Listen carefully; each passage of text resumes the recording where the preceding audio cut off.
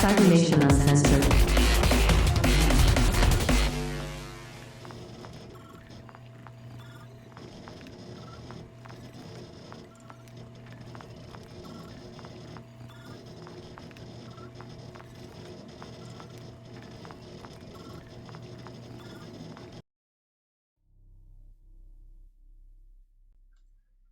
All right, just made sure our mics are on, so we are good to go. Hello, ladies and gentlemen, and everybody in between. We are back with Fallout Asia. I am GM Capricious Nature, and I'm joined here by my 5 wonderful players who are all able to make it. And I am super stoked because initially we were not able to do a streaming session on this day or even tomorrow. But over at my job, I kicked my butt all week and I got everything done. So we are here to bring you guys some Wasteland Wondering. To start us off, I'm going to have our players introduce themselves. So Captain Mark, go ahead and introduce yourself. Yeah, Captain Mark87 on the Discord. Just call me Mark if you like, it's fine. I'm here every Friday playing this. Saturdays in Capricious' Cyberpunk game, and Sundays over at twitch.tv/Heroes in Theory. And I think, no, that's it. Thanks for joining us this evening.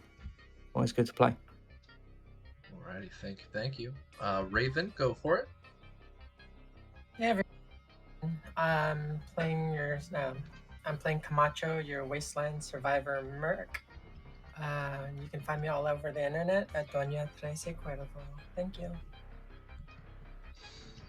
Alright, thank you, Raven. Johnny, go for it. Hi, I'm Johnny Drop over on the Discord. I will be playing Minsky, your Nurse Handy bot for the night. You can find me here every Friday and Saturday. And if you'd like, you can check out my SoundCloud at Arxon. Awesome, thank you. Logar. Hey, I'm Logar. I will be playing Val Jacobs, who is a survivor mercenary who was born in America but was in Taiwan when the bombs dropped when he was a little baby. You can find me at twitch.tv/LogarTheOgar, twitter.com/LogarTheOgar, and I have a new Instagram for my cat called Twig and Logar. Every Sunday on my Twitch channel, we play Starfinder, which is a game that's like D&D, but it's in space. It's very good. You should come. Awesome, thank you. And go ahead, Tracy. Hi, I'm Tracy. You can find me at StinkPalm007 on Twitter, Twitch, or Reddit. Yeah, I'm playing Dr. Ho-Jian Yu, the eccentric scientist here, who travels the wasteland with his Brahmin. Such a cute plushie. I will never get over that adorable plushie. All right. So, ladies and gentlemen, this is our wonderful cast. I'm going to switch over to our character names. There we go. So you can see we've got Sean Dalton, we've got Camacho, we have Minsky, we have Val, we have Gianni. What we're going to be starting off today with, just like last time, is we are going to have a wonderful little journal entry coming in from Gianni, and then I will do a quick recap. So go ahead. All right. Journal of Dr. Ho-Jian Yu, Tuesday, October 21st, 2110, day 1968. Today's been punctuated by the unexpected. It started as I planned with a solemn ceremony for Humia's 214th birthday. Unfortunately, that was interrupted by a wretched critter. It was a squirrel, but the back half was completely mutilated. The poor thing was crawling out of the house, leaving behind a trail of viscera and black, oily blood. We tried to put it out of its misery. Unfortunately, it seemed unaffected by physical trauma. Then Sean kicked it hard and sent it sailing 15 meters, but it kept crawling towards us. In the end, we left it under a heavy ceramic pot. The oily black substance is clearly the same thing that we found back in town. But what is the connection between the metal in the Traveler's Neck and the squirrel abomination? Did the black stuff reanimate the squirrel? Many questions and few answers. Using a magnet, I determined the substance was, in fact, ferrous, but that's about all we know. We only made it to the Dragon Phoenix Temple before the weather forced us to seek shelter. Out front, I briefly prayed for a long, happy marriage and was interrupted by a few ghouls who were quickly dispatched. Poor souls probably came to pray as well. Camacho was concerned that the dead ghouls might get back up and wanted to burn them. If the black substance reanimated the squirrel, then it couldn't reanimate the dead traveler that we left back in town? This is a concerning thought. We must figure out what's going on. I was very much humbled to enter the temple proper.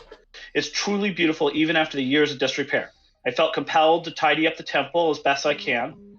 While the others began looting the place, I could see Val was torn, though in the end ended up joining the looting. As I cleaned up, I noticed large piles of dung. They looked similar to the scat of wall dragons, but much too big. May Mazu protect us in our travels. Alrighty, thank you. I totally spaced. I'm gonna drop them in our chat really quick for our links as well for myself. The only thing I really need to mention, because I always mention the other ones, is about our music today. Our music is being provided by Basecape Records and 1,000 Reasons. You can find them linked over on Bandcamp. But when it comes to our players here, yes, we have scat piles. We have a abandoned temple that has now been looted. They even found a working vending machine, but it seemed to have just empty bottles inside. And with our last glimpse during the previous session, Jianyu, who was sweeping up, decided to look up at the ceiling, wondering what was that quiet noise in the background. And what that noise was the soft chittering of the giant wall dragon that was curled up among the embossment on the ceiling. This giant wall dragon, although in reality they are adorable little critters, in our game this thing was about 15 meters long. And for any of you who are living over in the States, give or take 50 feet in length. We have our 5 players here. Only one person right now is aware that they are being watched from the ceiling, and that is where we are going to be picking back up. But before we jump into our gameplay, one of our wonderful players so graciously reminded me about our hunger and thirst and sleep and disease. So, with our last encounter, we had our ghouls, the 3 ghouls that were being dispatched, and after each scene in game, Modifius has it set up that your hunger, your thirst, and your sleep will all go down by 1. As you folks can see on our overlay here, I'm not sure if it's very well visible on that side. It is not. Let me fix it up for you folks. One of the things that I have put together over the last few months is this wonderful little interaction screen where you can actually see all of our different player stats. And so each of the players has a hunger, a thirst, a sleep, disease, and fatigue. And as they are going through, they will be moving their tokens 1 down by 1 down by 1 down. As you can see, we have 1 for each of our players, and once I get all of this fully set up, I will actually be releasing this onto our CybernationUncensored.com and then tossing it up on the on Reddit as well. So I wanted to share that with everybody as our players are moving their tokens. One of the positives about this whole situation is that we do have a player who is immune to the effects of sleep and hunger, and so our wonderful Minsky is not going to be impacted by this. So, we have one player who is able to see what is up on the ceiling. What are you going to do, Gianni?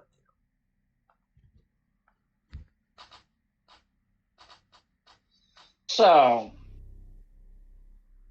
I have the stupidest plan ever, which is I'm gonna like hold up my hand and kind of like try to get their attention, see if anybody like like the be quiet kind of hand up, and see if everybody like sees me. Okay.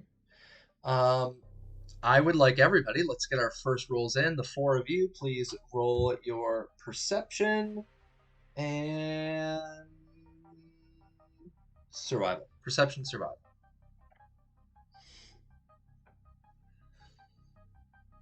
Do they notice your hand wave in the middle of their fun loot session?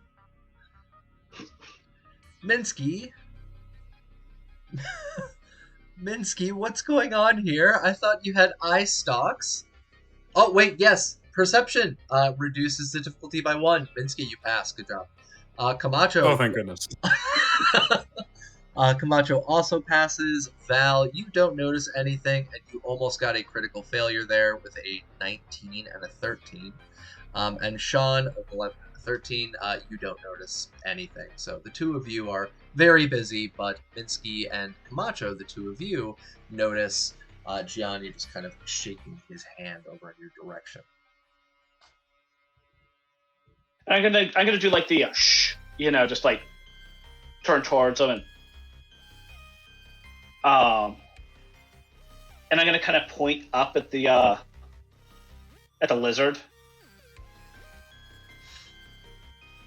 All right. Just pointed it out so the both of you would be able to look up and see it from where you're at inside the temple.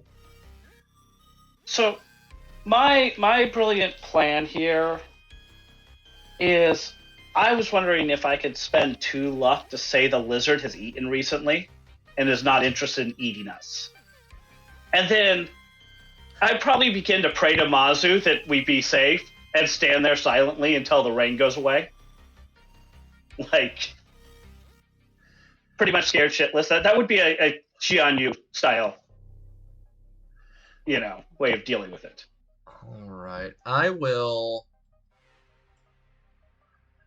Let's see, what can we do for that? We do have, of course, the luck of the draw introduce a lucky fact or detail to the scene. What I will let you do is I will let you spend 1 luck, and I'm going to have you roll on that luck. So go ahead and roll me just a 1d10, or sorry, 1d20, and it is going to be against your luck score. So what is your luck at? Oh, all right. My current luck? Well, or my your luck stat? Yeah, your stat. Okay. Then my luck attribute is a 10 and a single d20. All right, you made it. So it has eaten recently. It seems to be staring at you, and you can kind of see its jaw slowly moving and crunching down as kind of the hoof of something is kind of hanging out of the corner of its mouth. You're not sure what it was, though.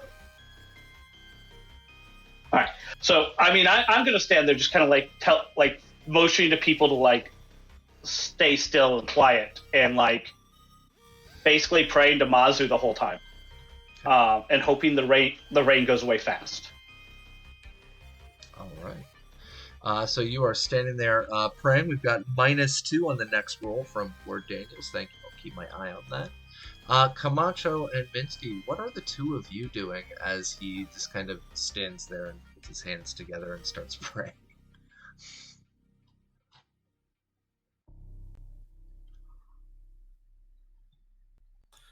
I get the... No, go ahead. No, go for Go ahead, Minsky. I was just gonna get the attention of Sean and Bao. Hey, gringos, look up top. All right, the two of you can hear her. We have a little pet. Yeah. And both of you can look up as well after she points that out. You can see again there is the hoof of some animal is just kind of hanging out of the side of its mouth as it seems to slowly chew and stare at all of you. Its eyes just kind of moving around and looking. Val is going to take his rifle out, but not like aim in or anything, just hold it. So it's, drawn. And then not really do anything. Okay. Minsky is gonna take the mudfruit out of his lab coat, place it on the ground, and slowly start backing towards the door. Okay. Has the acid rain reached us? Yeah, it's raining outside. Okay, that's great. That's great. Is Yeah, there you can any smell it? at the front of the temple? Is there a what? Is at the front of the temple, like outside? Say we were to immediately open the door.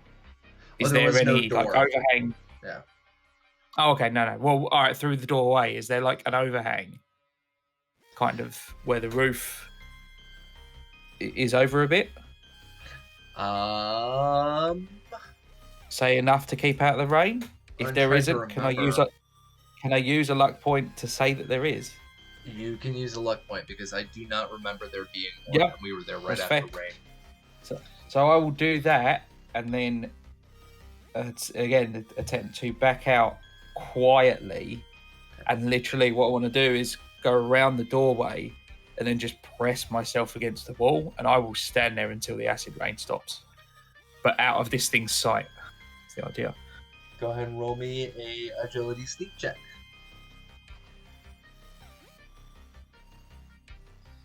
DV is going to be a 2. Oh, and you got it. And our first AP for the Nice. session. We got a 1. And is that a tag skill or no? No, it's not. No. All right. So we got a 1 and a 4, so that's 3 successes. So you get 1 AP to the party. But yeah, you very, very discreetly just kind of slink out to the front, and nobody knows where you've gone. So we've got somebody sneaking outside. We've got somebody drawing a weapon. Minsky, you drop down a piece of fruit. Camacho, what do you do after you get their attention?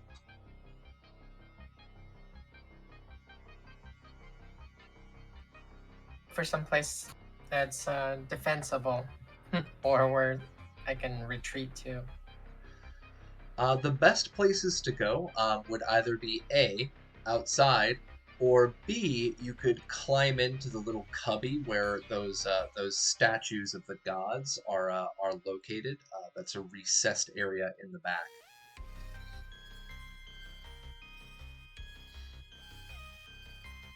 Back towards the door, like not into the rain, but as close as I can get without getting into the rain.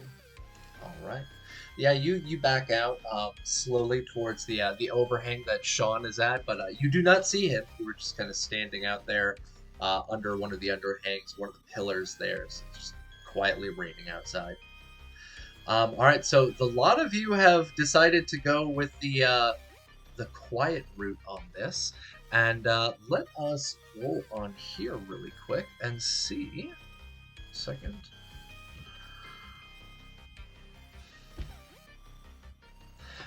After about 40 minutes, the rain starts to slowly dissipate outside, and a lot of you can hear that very, very gradually the rain stops pattering down onto the concrete outdoors. Sean and Camacho, the two of you are outside, and I believe Minsky said that he was heading outside too. And so the lot of you can see outside that what is happening instead is those green kind of putrid clouds are just very quickly getting whisked further into the mountains as some high winds start rolling into the area.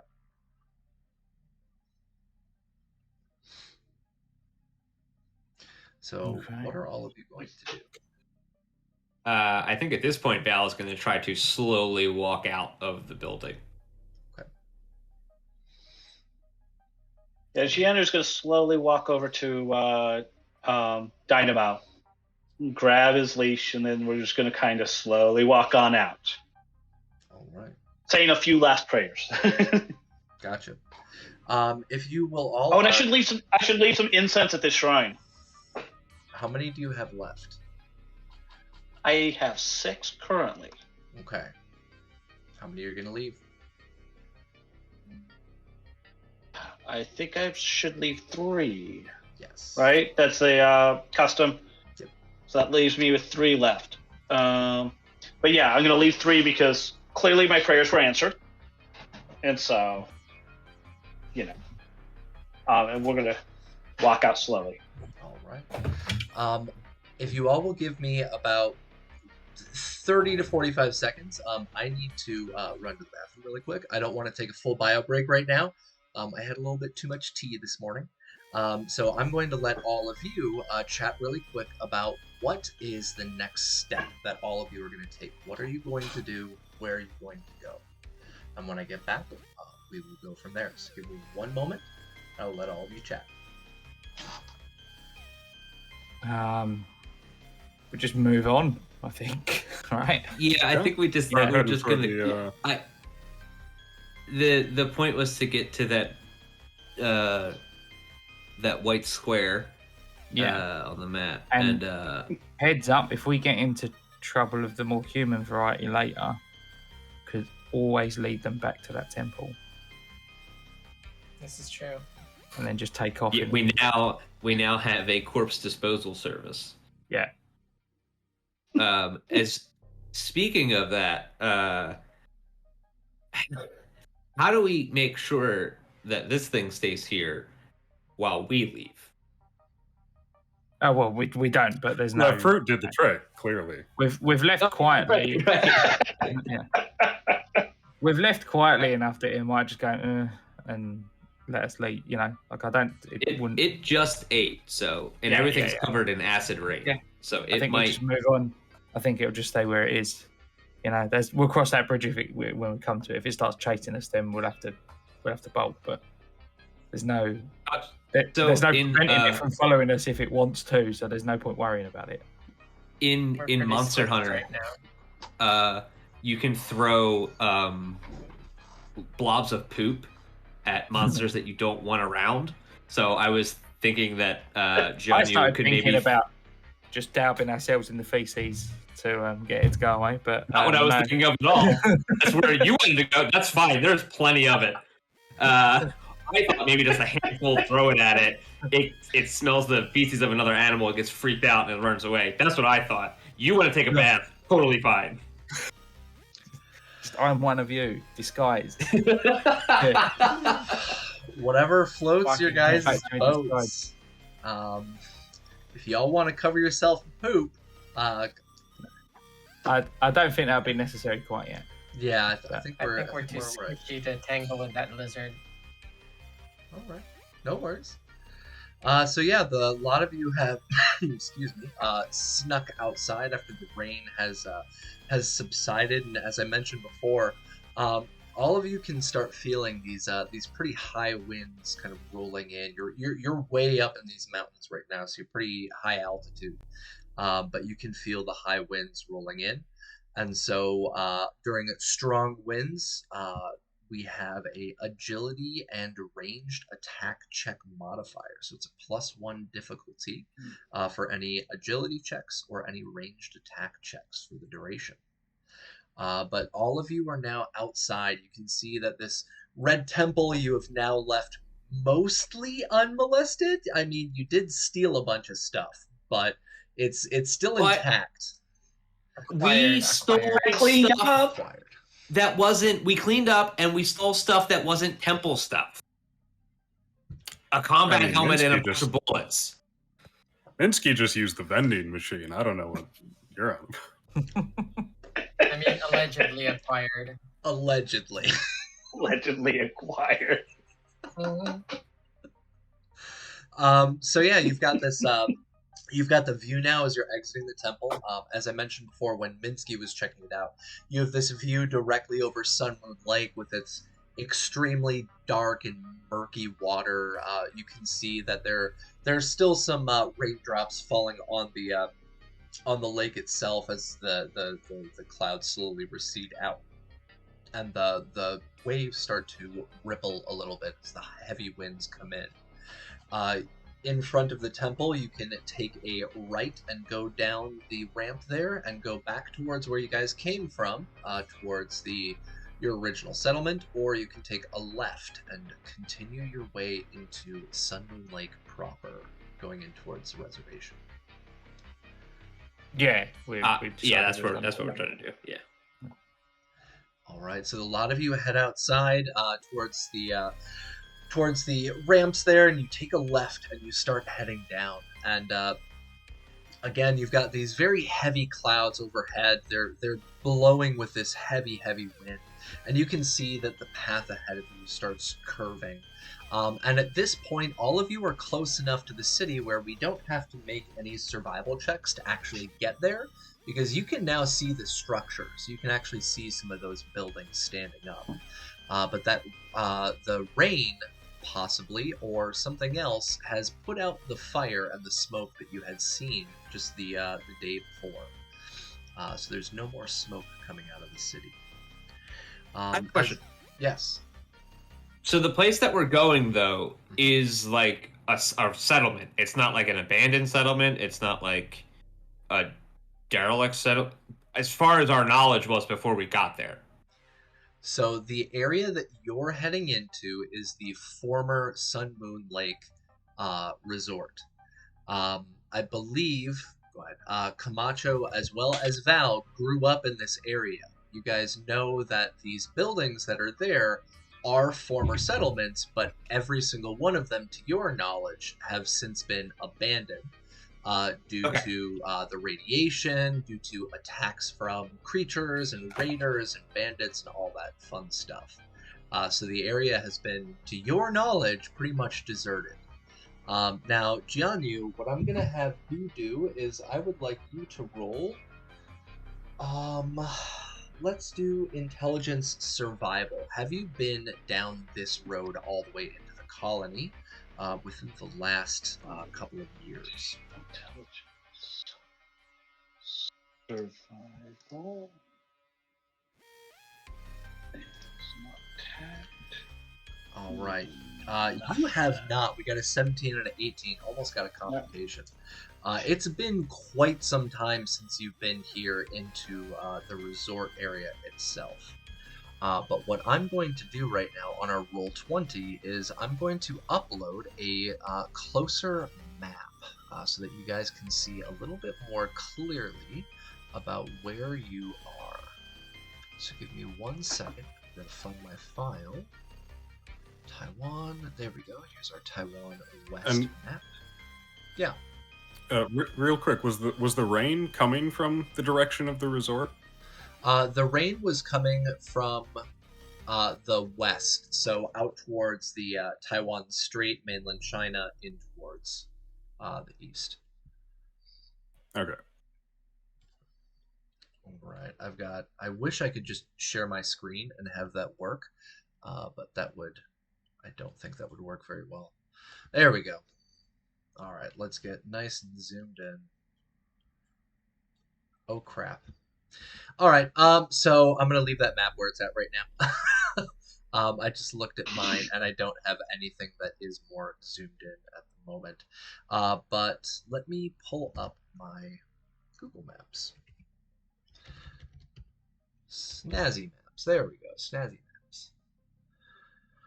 And log in. And for any of you who are interested in the maps that are being used, those little green tinted ones, I've already requested that it be made public, and hopefully the style guide itself will be released. So build a map. Let's pull up my styles. Where are my styles? So there we go. But if you check out on snazzymapped.com, you can look up Fallout Pip-Boy map, and it's under Zach as the author. If it is fully public now, you should be able to do literally the exact same styles that I've been using. So let me pull this in, and I'm going to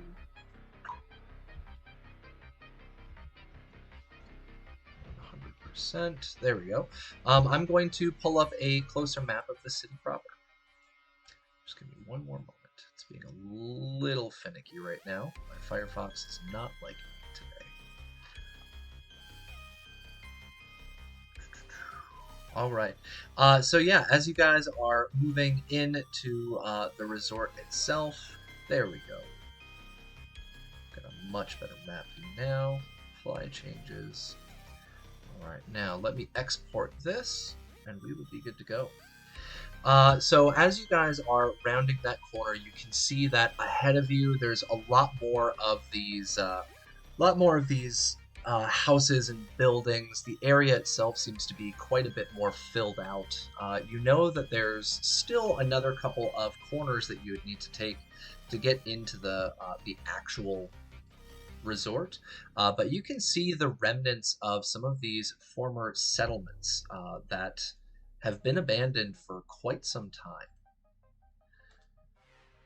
So what are all of you going to be doing as you start seeing these derelict buildings and settlements?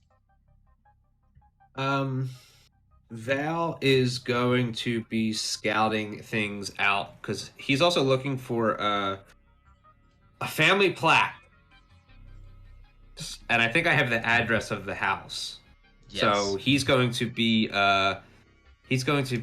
trying to find some kind of intersection or some kind of waypoint to figure out where he is and where he needs to go, as well as any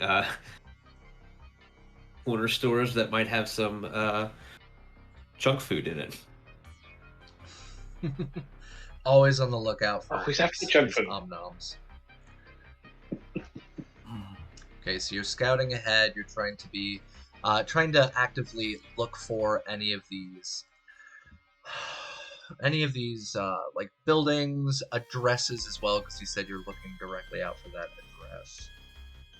So give me 1 second. I'm saving this up right now. Replace, yes, and then I can now upload it. Downloads Sun Moon Lake Resort, yes. And hopefully this will work and no more crashes. Alright, so what I would like you to do for me right now is please roll Perception Survival. See if there's anything that you can discern out.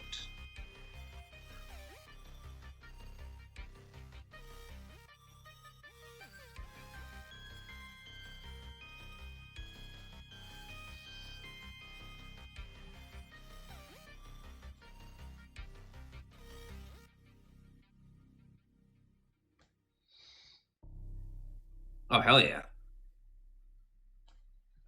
All right, we got a 9 and a 5. So let me zoom in right here, and I will drop in a tiny little marker for you guys so that you can see where we are at on the map. There we go.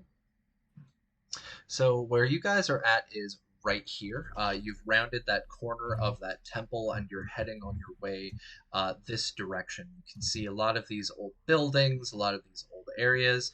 And as you're looking around, one of the things that you notice immediately is that there is a rest stop kind of homestay, similar to what you guys had seen before off on your right-hand side. The difference with this place, and again, this is a real place, and it's a pretty cool place, is that instead of apartment buildings or a hotel proper, they actually use kind of like upscale trailers, little trailers that you would attach to the back of a truck, and they have set those up about 100 years ago when they built the place originally. And this place looks like it was used for quite some time as a former settlement, but has since been abandoned within the last 5 to 10 years. So you can see that off on your right-hand side as you guys are moving up, and that would be right up here. Val, without saying anything, is going to motion to everybody else that he's going to go in there. All right. Can I get everybody to give me a perception survival check? What do all of you see as you're approaching this kind of open terrain with these old these old trailers? So you've got Val with 2 successes already, so don't worry about re-rolling. Sean Dalton has a 19 and a 15, so that's a no. Minsky, automatic success on that. Ooh, Dr. Jianyu. Double complication. Double complication. 2 20s. Ouch. So, if I recall our rules correctly, you can use misfortune. Using luck, you can re-roll 1 of your 2d20s, or 2 of your 2d20s. Do you want to re-roll? I don't think so. I've already spent a lot of luck. All right. So as all of you are heading over, Camacho, you don't really notice anything in particular. You're just kind of looking around, keeping your eyes out for anything that might be moving. Sean, same thing. You're just trying to keep a lookout. Minsky, you're able to see that the difference between these 2 areas. There is this kind of opening that leads to a drainage canal that runs straight in towards the city, and it also runs out into the lake itself. So it's kind of an overflow dike that stops flooding for the camp area. But the problem is that Jianyu does not see that area. He does not notice that there is this roughly 4-foot open gap between his walkway and stepping onto the platform to go into this camping area. And go ahead and roll me a agility athletics, please. And we'll see if you're able to gracefully save yourself with a DV of 2, or will you fall in? Oh, agility athletics. It's not going to happen. You do have an AP if you want to buy an extra dice, or you can buy it from the GM. You can also use can't you use a luck point to use your luck stat instead? I just don't want to use my luck. That's why I didn't re-roll it. We have 1 AP? You have 1 AP. You can buy 1 extra dice, or you could buy it from me. Give me an AP. No, I'm just going to Okay. do it flat out. No. A 7 and a 19. That is a third complication. We have a -2, don't we? Yes, you can use that -2 on the 19 if you want to avoid a third complication. Is that a yes? Or I could use it on a 7 and actually get a success and a complication. Yeah, you can whichever one. But 2 success. Let's get rid of that complication with a -2. All right. So thank you, Ward. We've got your -2 from our chat. Thank you very much. Folks in chat, please don't forget we've got a bunch of different things you can bring into there. -2s, +2s, critical injuries, pointless things, holotapes, NPCs, and plot twists, both positive and negative. So Jianyu doesn't notice this gap. Luckily, he doesn't get injured, but he does fall down into this gap. Go ahead and roll me a 1d10, and let's see, is this already flooded in from that rain, or was the rain not enough to start filling up that drainage ditch? Or sorry, 1d20. Oh, d20. Sorry. That is above your luck. You fall in, and you get drenched in this acid rain that had been washed off from the road, that had been washed off from the campsite, that is starting to drain out into the lake itself. So what I would like you... Actually, you don't need to do that. I need to do that. I'm going to be rolling 2d6 for the damage. You take 3 points of poison damage. as you fall down in this 4-foot gap, get covered by this muck and acid rain, and it starts setting into.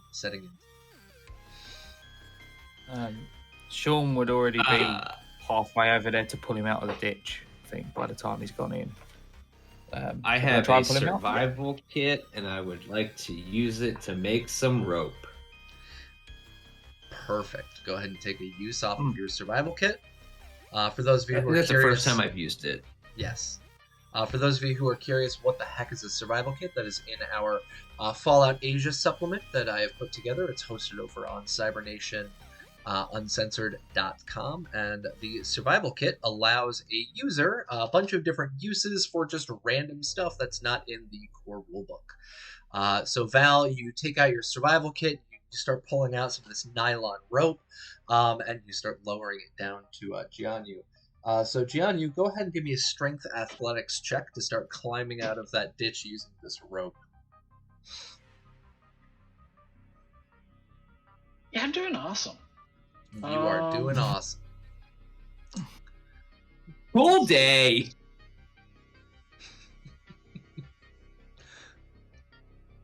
It's gonna be a DV1. Strength athletics. Strength athletics. Yep. Lifting, pushing, pulling, jumping, running, swimming. I'm assuming climbing is included in that. Yeah. I don't have a great roll on this. I'd be probably trying to help him out if he needs assistance with it. Yeah, but I have to get a success for you to like the assistance to count. Yep. Okay. I think I'm gonna spend the AP and. All right. Goodbye, AP. Let's hope. You will be missed. No. I am rolling so a bad. 19, an 18. An 18. Oh my you, god. You'd be winning D&D if we were playing D&D. We'll just think of it like that. I'd be trouncing it. So yeah, you reach up, you start pulling on that rope, and you start trying to climb yourself out. And as you are doing this, Val doesn't seem to realize just how beefy Jianyu is. He's a skinny guy, but he's covered in equipment and clothing. And Val, that rope slips out of your hand as Jianyu falls right back into the water and takes, oh god, 2 more damage, and you are now persistent poison, 1 damage. So did Val drop the rope? Yes, it came out of your hand. Okay, as you fell back into the water. Can I use a luck point to not drop the rope? Like, and I don't mean like to save him from falling into the water. I mean to not have to not lose the rope is what I meant. Did he lose the rope? All right, yeah, you can use a luck point. It doesn't come out of your hand. It instead falls out of Jianyu's hands as Jianyu slips back down into the water. Okay. Shit. All right, so Jianyu, you are now poisoned, which means that later we're gonna have to roll for a disease. You are also injured after falling into there twice. Go ahead and give me a perception roll. Perception survival. As you try and get this muck and this acid rain out of your eyes. I need to roll better. Please, for the love of God, no more complications. Otherwise, somebody's losing an eye. An 18 and 11. You can't seem to get this shit out of your eyes. You can't really tell where you're at. You just know that you are very wet and in a lot of pain, and you can start feeling that burning. Val, you've been trying to rescue him with a rope. What the heck are the rest of you all doing as you headed into the camp? I'll grab a hold of the rope as well, and I am just going to try and pull him like brute, just tug him out of there. So I deadlift him if I have to. He doesn't know where the rope is though. He let go of the rope and he's got poison in his eyes. So I was gonna like jiggle the rope and like hit him with it so that like he would know that that's where the rope is. Yeah, basically that was my plan, and then me and Dalton could try to pull him out. Minsky, what are you going to be doing? Minsky's probably going to be looking around for maybe a different way out for him. Okay. That he could guide him to. All right, go ahead and give me a perception survival check. And Camacho, what are you doing? I'm going to be scanning around while these guys are trying to help him out. Make sure that no one sneaks up on us. All right, go ahead and give me Yes, a okay. perception survival as well. Where he's fallen into this ditch, Mm-hmm. he's like he said it was like a drainage ditch that they dug in and set up there. Is it just dug into the ground, or is it dammed up at either end by something? Or What Minsky can tell, one success. So we have, two successes. We have a 2 and a 2, and the DB was a 1, so he gets an AP on there. Good job, Minsky. You're loading the team up with APs. And Camacho, we've got a 8 and an 18. All right, so really successful as well. What Minsky can see, looking around trying to figure out what the heck this is. So here in Taiwan, what happens is that in rural roads and mountain roads, you have your flat asphalt road, right? Then you have literally a 90-degree angle straight shot down, and depending on where you are in the mountains, it could be like a meter deep, it could be 5 meters deep. Then it's about maybe 2 meters wide, and then it's straight shot 90 degrees back up, and then it goes back in. So it is literally cemented, asphalted into the road. It's used to deal with the typhoon rains that we get. And when we get in pretty heavy rains, you can literally walk over and see what looks like an active current pulling everything. It's pretty crazy. And that's what he's stuck in right now, and it's filled with acid rain. So Minsky, what you can see from that is further down, it would take him, fumbling around, it would take him about a minute. But further down on the side of that camp, you can see that there is a old ladder that's kind of built into the side there, used for people who go down and then pull trash out from the old dam areas. So you can tell that there's a ladder further down the way. And Camacho, you can tell that in the area with these high winds, there's a lot of stuff rustling around, but you don't see any people or any things moving around directly in your sight, so that you don't find any enemies. So Val and Val and Sean, you're kind of smacking him in the face with the rope, and Minsky can see a ladder further down the pathway. What are you guys going to do? Oh shit. We got a holotape from Vampire Bites. We'll have to load that in a little bit later. As soon as I hear a tug on the other end, I'd shout at him to tie it around himself, and then we will just hoist him out. Alright, so Gianni, you feel this smacking against your face. And Minsky, what were you saying? Go ahead. Yeah, I was just gonna point out to the group that like we don't need to fully pull him up. Just elevate him above the water so we can guide him over to the ladder. Okay. So he points out the ladder to you guys. If you pull him up about 2 feet to get out of that water, you could like pull him along the side of it. I think that would hurt a lot, but you could do it. It might be easier to just pull him out at that point. Like how deep is it? It's about 2 feet deep. Yeah, I think it would be easier to just hoist them up. Between the two of us, we'll be all right. Yeah. Oh, you mean the Yes, drainage maybe. ditch? How deep is the drainage ditch? Yeah. Oh, the drainage ditch is about 10 feet. Oh. Yeah, that's why he got injured when he fell in. It goes pretty deep. This camp was pretty fancy, and they even like built up their own little hill thing. It was cool. I'll show you guys pictures later.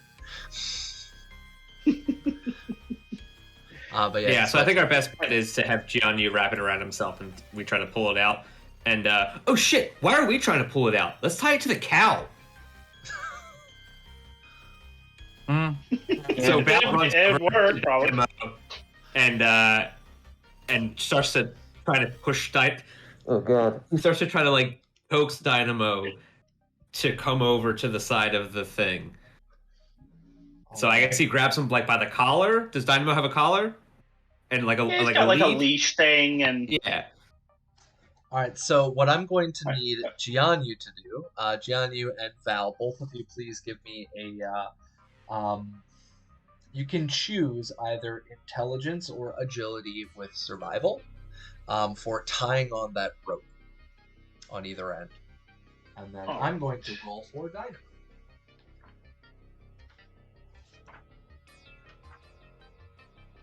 intelligence. Because Brahmin are pretty fucking strong. Yeah, body 6. Yeah.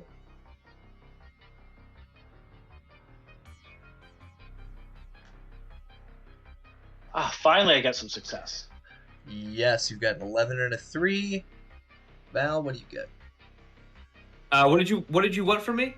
Either intelligence or agility and survival. Okay, so it's going to be agility and survival.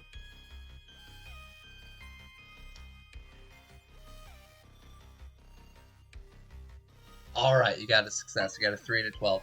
All right, so both of you tie off that rope on either end, and we've got our wonderful Brahmin body of 6. And so I'm going to be rolling a d20 and seeing if Dynamo can successfully yank him out. Woo! All right, you lucked out. That is a 5. You tie that thing on and you kind of pull Dynamo, and Dynamo literally drags you up the side of this like concrete ditch, and you get pulled over on the other end, still dripping this acid rain. And because you do have a persistent damage, I need you to take another poison damage, please. All right. And this is persistent, so you need to heal that somehow. Doesn't persistent just stop after a few rounds? Let me double check. I don't know. I haven't played with it much. I haven't either. So let's find out. Damage effects. Persistent. If one or more effects are rolled, the target suffers the weapon's damage again at the end of the next and subsequent turns for a number of rounds equal to the number of effects rolled. Okay, so that was just one effect, so this will be the only persistent damage that you take. All right. All right, so one more damage. Yep. All right. So yeah, Yeah, you're so that was fun. Yeah, you're pretty burned up. This acid rain has literally eaten away at your clothing and the tarp and the equipment that you're carrying. It's eaten away at your skin. You're not smelling or looking too good. But Dynamo seems to be crap! It's eating my polyspectrometer! Get it off! The polyspectrometer. Oh no! It's my polyspectrometer! Oh no! God, where are we gonna find? We'll never find another one of those. Who's got the Brahmin milk? Oh, it's okay. The acid only lasts for that one round, so it's all good. Oh, okay. Because I was gonna douse him in Brahmin milk, to neutralize the poison. But I guess no. But I probably need a snack or something. Because I took some damage. Yeah. So like 5 or 6 damage. Yeah, I took 6. I meant 9. Oh my god. Okay. Wow. Minsky would pull the stim pack he has out of his lab coat and offer let's it not up use to a stim. Stim pack's kind of a lot, right? Yeah, no, not right now, Minsky. We can. Those are pretty good things. I mean, I think I'll just have a bite to eat or something. What the heck do I have? I also have some food. Let's see. But it's listed in a different section than the cooking station. I'll just sit down and have a can of cram, I bet. That'll probably do it. Eating it with his bare hands, still covered in this gross ass shit. Legally, I'm going today. This has not been a good day for Gianni. Takes an acid bath, gets pulled out of a ditch by his cow, and just immediately opens up a cram and starts. I'm freaking hungry. I'm eating here. I'm eating here. I'm eating here. I'm taking a break. I'm taking it out.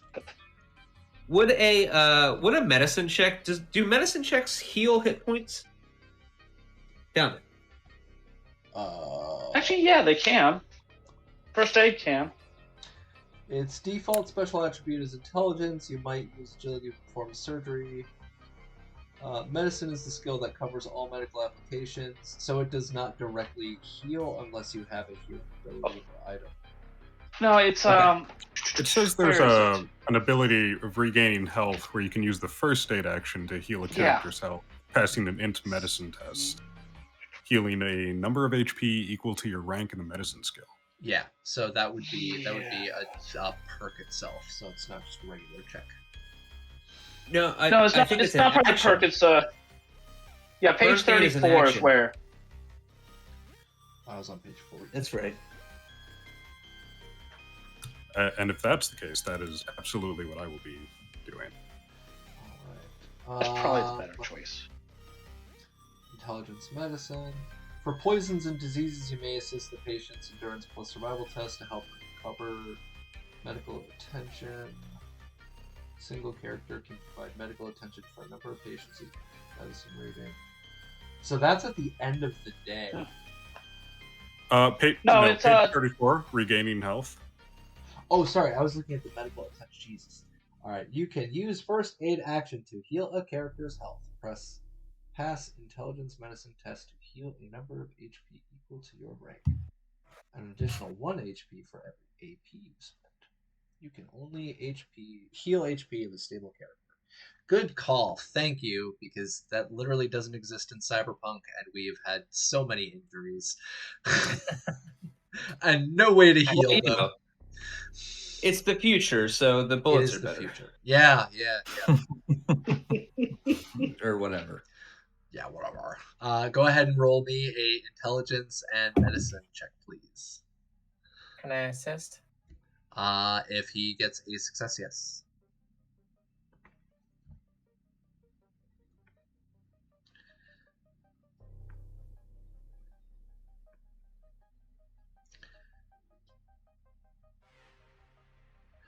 All right.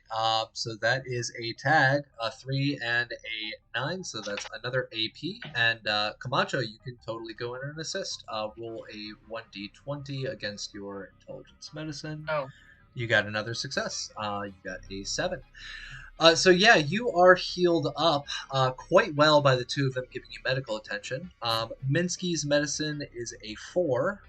So that would be 4 HP, and Camacho's is a 3. So that would be an assistance. God, what would that be? Would that just be another 3? Would it be a 3, or would it be the AP she generated gives 1 extra HP? That would be. Yeah, I would be just the say AP. Yes. Okay. Thank you. Yeah. So that also gives you guys an AP because that is a success on top of successes. So you have 3 AP, and you have been healed up 5 points of health, and you're eating your cram as well. Shit. As they're giving you medical attention, stuffing your face with your dirty hands. The two of them are coming over trying to help fix you up. This is so So tasty. Garbage. So tasty. Just crying Tastes like into a baloney. box. After we do that, I'm gonna reach into my bag and then look over at Val and just kind of shake this box of sugar bombs. Then I'll throw it in his direction. What's up? Oh. Hey, Camacho. For a favor at a later date. Ooh, I like that. So we are now officially playing Animal This is- Crossing, and you're giving gifts for happiness tokens. Sugar bombs. You can see over Val's head 2 little hearts. Boop, boop.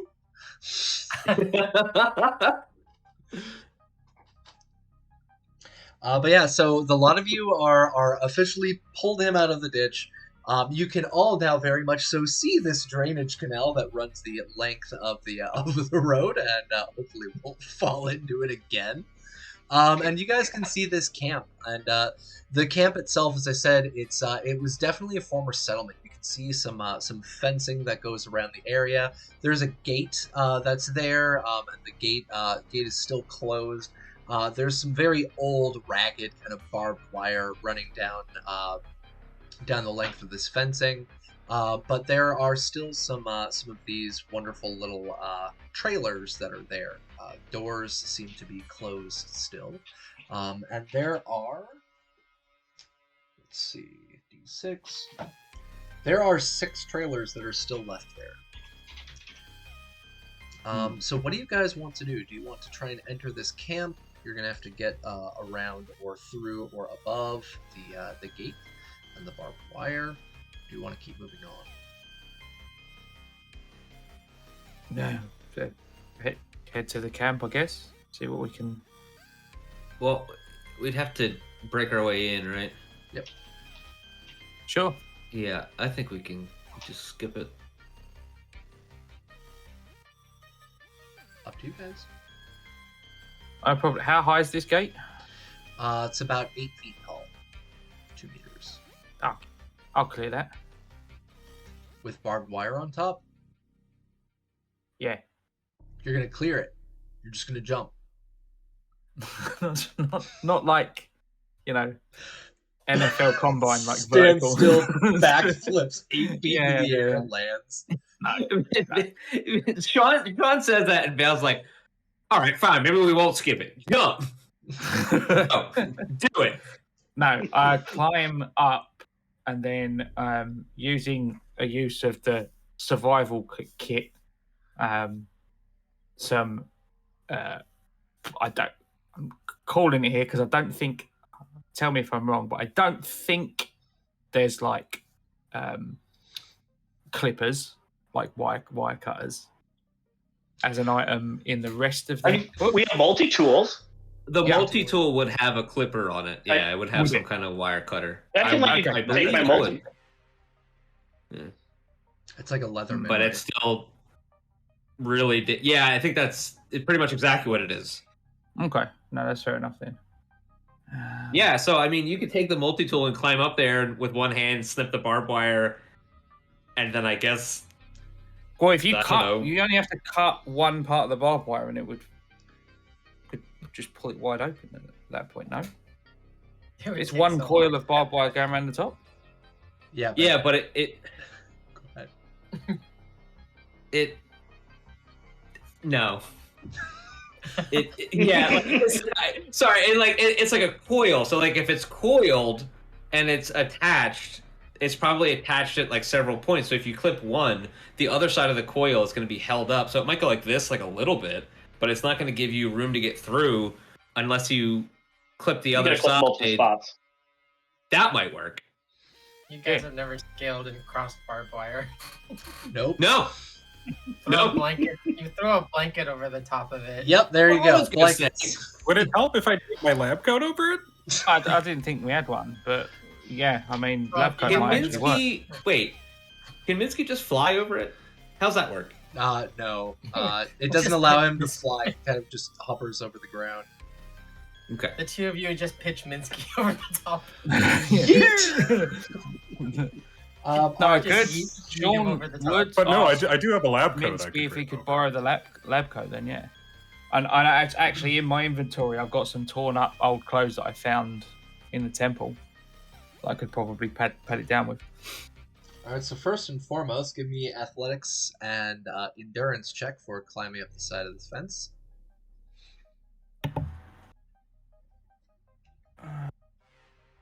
Hang on.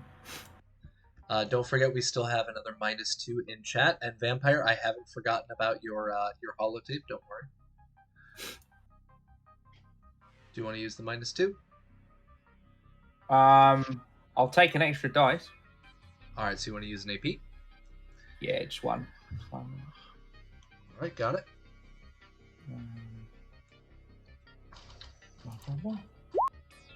Hey! You have a critical failure and a success. That is a 20 and a 7. If you use that -2, it won't be a failure. He'd Critical need to failure. have 2 -2s to take away post roll. We only have Yeah, one minus fine. 2. Oh no. So Sean, what Vampire, complication do everybody. you want? Oh. We have 3 more -2s. God damn it, people! Really, really. They all Of came course, to my Vampire rescue. not the first one. All right. Do you want to use a -2? Yeah, go on then. All right. Cheap. All right, I'll take it, I guess. All right, so you have an 11, an 18, and a 7. So you climb up the side of this fence. You almost, as you get to the top, you almost loop your hand into the barbed wire to pull yourself over, and then you're like, "Wait a minute! Don't do that." So what are you going to do? Are you going to snip the wire? Are you going to throw the lab coat over? Are you going to throw old clothes over? Are you going to throw your sleeping roll over? What are you going to do? The old clothes will fine because I don't have a use for them otherwise, but it should be enough to pad it out. Yeah. All right. So you toss the old clothes over and you start pulling down. Go ahead and what's your luck stat? Luck attribute? 4. A 4. Go ahead and roll me a 1d20.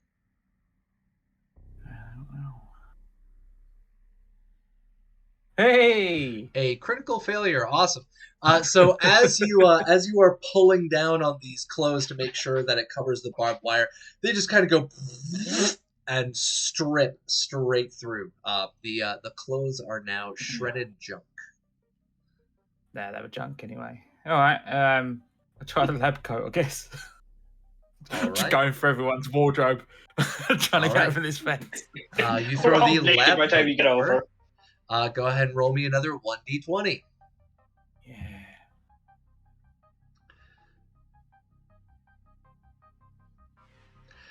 A 16. All right. So you throw it over, and the lab coat kind of holds there as you're pulling down on it, and it does not strip through. So the lab coat's kind of holding on top. It's caught on the barbed wire. You can try climbing over now. Yeah, I'll do so. All right.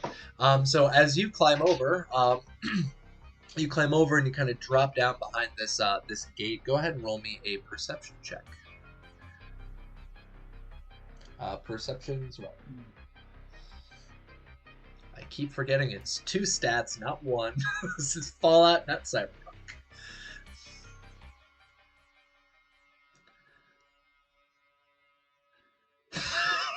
Oh my god. These rolls. We're all cursed this evening. Oh I swear my to lord! fucking God. So we got an 8 and a critical failure at 20. I'm not even a player in this game. It's as fair as any other view. Yes. Wait, this isn't Cyberpunk. I'm out. I'm sorry, Rob. Bye. Yeah, not Cyberpunk. It's RuneScape. So you can use 2 -2s from chat again, or you can accept your critical failure on the perception check. What do you like to do? What I'll do, because I don't want to continually. I just thought like a critical failure on a barbed wire, all it's going to do is just damage me, and it wouldn't be interesting. But if I can take one of the -2s and apply it to the other dice, so I've got 1 success and 1 crit failure, I'll do that, and we'll see what happens. All right, we'll do that. So these two, we've got one from Other Sandman, so thank you, Johnny, and one from Raven. All right, so you reach over, and as you are looking around, if the nomads keep going like they are, this is what Cyberpunks becomes. Yes, we've already talked about that in chat. Cyberpunk goes nomad will eventually become Fallout nomad if they keep doing what they're doing. So you look around and you actually notice that the gate it was unlocked, and so You Wicked. reach over with your critical failure, and you start opening the gate, and you jam the gate in, and it is now relocked itself. So the gate seems Nice. to be jammed closed because you kind of tried pulling it too hard, and it has come off its track. So it was unlocked, and now it's jammed closed. I like. No one was close enough to notice. I'm like, oh, rusted shut. Yeah. Is this Jack or is this Sean? We're bordering on Jack territory with how ridiculous this situation is. Yes. I'll turn around for a second then, because I don't want to. Is there any movement behind me at all? No. The camp seems to be deserted. Okay. So you are over here, right here, and I'm actually gonna move the little nuclear cap. You guys can see right here that there's these 4 structures. If you zoom in on it, there's 1, 2, 3, and 4 right here. That's literally where you are at right now. Is you are over that space, and what you can see on the left, that big one there, seems to be kind of like a little mess hall at one point in time that was left behind. The 2 there are these 6 little trailers, and then the one off to your right. It actually looks like what used to be concrete tubing, the kind of stuff that they install under roads for like for draining. And somebody has converted that into a little habitat. It's got a little curtain on the front that's kind of waving in the high wind. How rusted over is the rusty gate? It was not rusted over. It was still functioning until you interacted with it, and you accidentally pulled it off track. Is it fixable with maybe a repair check? It would be Or some fixable with a repair concussive. check, yes. Or some concussive maintenance. Maybe a boy will come in with his multi-tool and make a repair check. All right, boy, go ahead, make the jump. I think the multi-tool gives me a bonus to something. I think it reduces repair check difficulty by 1. Well, you're gonna need to get the endurance athletics check first. To do what? To climb over the gate. The track is on the inside. The track is not on the outside. Oh. Yeah. Otherwise, there would be no point to a security gate. Well, no. I mean, it could pretty. You gotta jump. So. All right. What was it? What was it? Endurance. What? Yep. Endurance athletics. Right.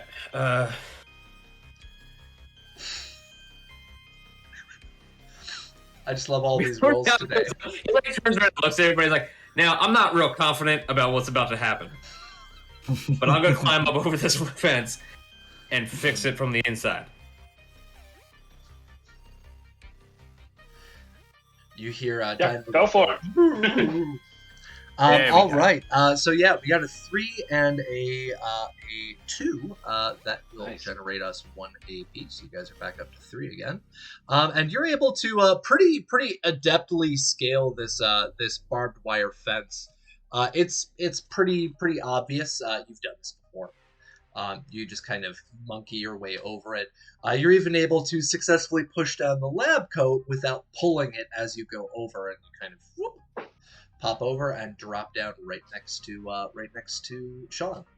And so you can see Sean. He pats Sean on the back. Is like, well, thanks for blazing the trail, I guess. Just bloody fix it. Fuck's sake. The multi-tool. Yep, repair. I can't. Intelligence, and the multi-tool reduces the difficulty by 1, if I remember correctly. Let me double check. Yeah, that's what I noted down. All right. Multi. This is going to take 45 minutes to find in the in the book. Page 181 for multi-tool. And I will draw my weapon and keep an eye on the camp while he's doing that, so that nothing comes up behind us. So yeah, multi-tool so reduced the difficulty of repair test by 1. The DB was 2. So can I use a -2? You would need 2 -2s from Chet. Do we still have 2 left? We do not. Why do I need 2 of them? Because you've already rolled. Oh, crap.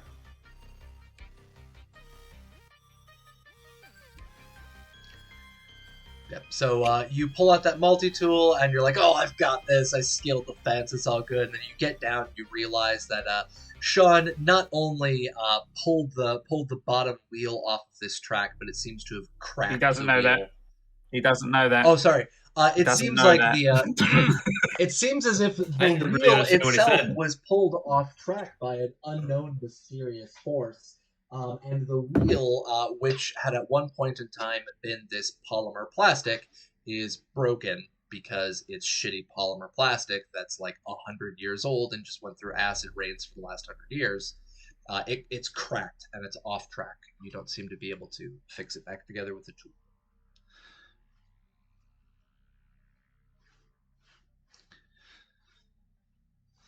Fuck. So what are you guys gonna do?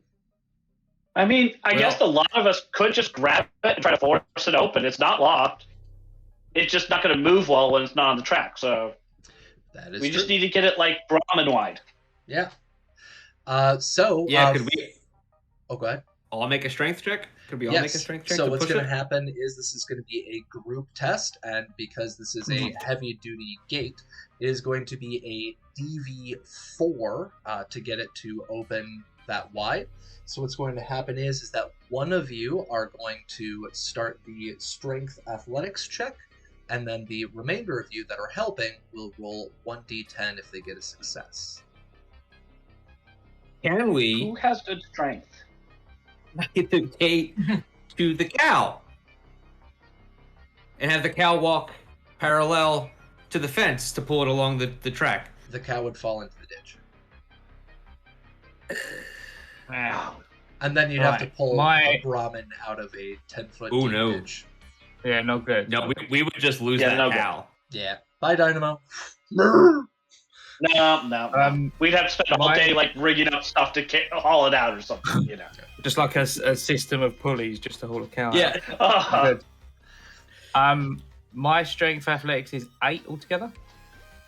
Camacho, what do you have? Mine is 6. I got 4. I think Camacho's got the highest. Wasn't it 9 or a 10? Is Strength. yours higher? Strength is 5. What? Strength athletics. Hold them together. Oh, strength and athletics. It's 8. 8. Okay. Same as me. Yeah, so Minsky? you can take it. It's fine. I've jinxed us enough. You roll. Minsky, what do you got? Strength athletics? 6. Okay. All right, so we've got Camacho. They're shouting over like, Camacho, just pull the gate. And so you come on up, you grab it, you start pulling. So go ahead and roll me strength athletics check. And if you get a We success, should use then, some AP on that. Do you have any Yeah, we've got AP? 3 AP. yeah, So use 1 AP or you can use one. You can to get 1 extra dice, or you can use all 3 AP to get 2 extra dice. what do you guys think? 2? Yeah, go for 2 dice. Yeah, go Yeah, for let's it. do it. Yeah. Okay. Don't forget, guys, you can always buy AP from your benevolent game master. We did not forget. Okay. Just reminding you. Kindly. All right, so we got 2 successes. Camacho is pulling and yanking, and she's fucking jacked. She's moving this thing. You guys can see it starting to scrape on the ground, but she needs help. Gianni attempts to give a hand and fails miserably. His hands slip off. Lift. Minsky's little talons try to grab on, and it slips off. Sean, on the inside, you grab one of the internal bars and you're pulling. And Val, Can I use a -2? We do not have any one? Do we minus have twos one? in chat. We've burned through all of them. So go ahead, make your I roll. thought. Okay. No, we've got the player receives a holotape. It's the only remaining one. Oh, okay. So Camacho and Sean, the two of you seem to be the brawn behind the rest of the team. But the two of you can't seem to get this thing all the way open. You're able to scooch it open maybe about a foot and a half, maybe 2 feet wide. It might be enough to shimmy a person through if they go in sideways, but it would not be enough for Minsky or for the Dynamo. God. Could I do it like a science check to see if I could maybe use my cane to create a sort of leverage point? A lever, yeah. Go ahead and roll me a intelligence science. Sure. Hacking, programming, brewing chems using canes. We'll add that one to the list. I'll let Modifius know.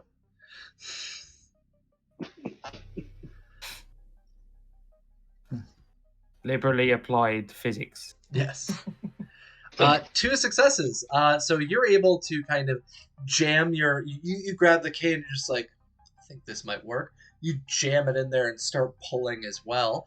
Now, for the rest of you, you guys can give me a strength athletics. There's already 2 successes. We just need 2 more to get that gate open. Because Minsky has added in a new, what's that called? New facet? I don't remember what the word was. Sean, you're successfully pulling. Your muscles are straining. It looks like it too. Fails and fails.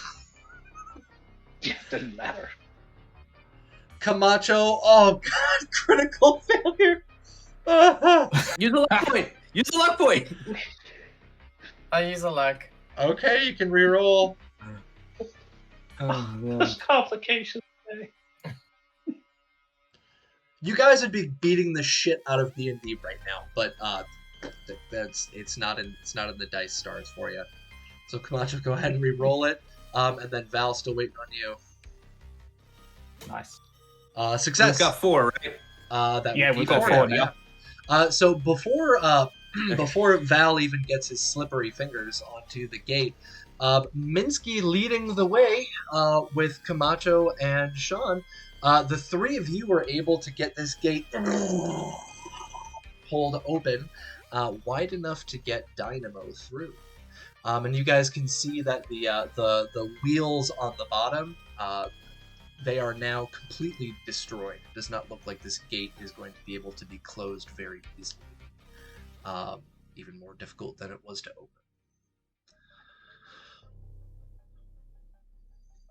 But you now have an open gate. You've got 6 little trailers. You've got some cement tubing that looks like it was used as a habitat. And you have what looks like a former mess hall. And you can see that the wind is still whipping the clouds up further into the mountains.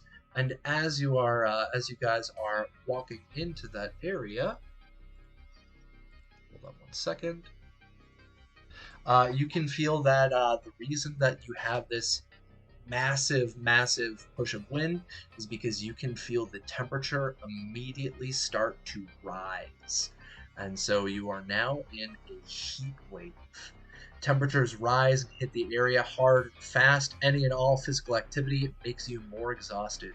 Every living creature gains 1 fatigue.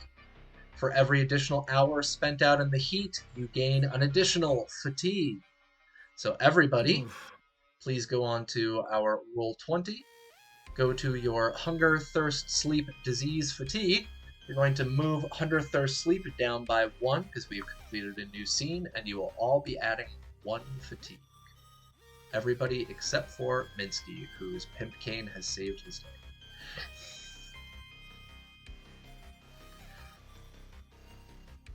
Silly meatbags, heat the shop. Now, before we continue on, this is where we're going to take an official bio break. Vampire has been throwing in all of these wonderful -2s. We also have a holotape coming up soon if our players are so inclined to search around. But we are going to take a bio break. We'll be back in a few minutes, everybody. Please hold tight. And I'm going to leave our microphones hot in case any of our players want to chat with the audience.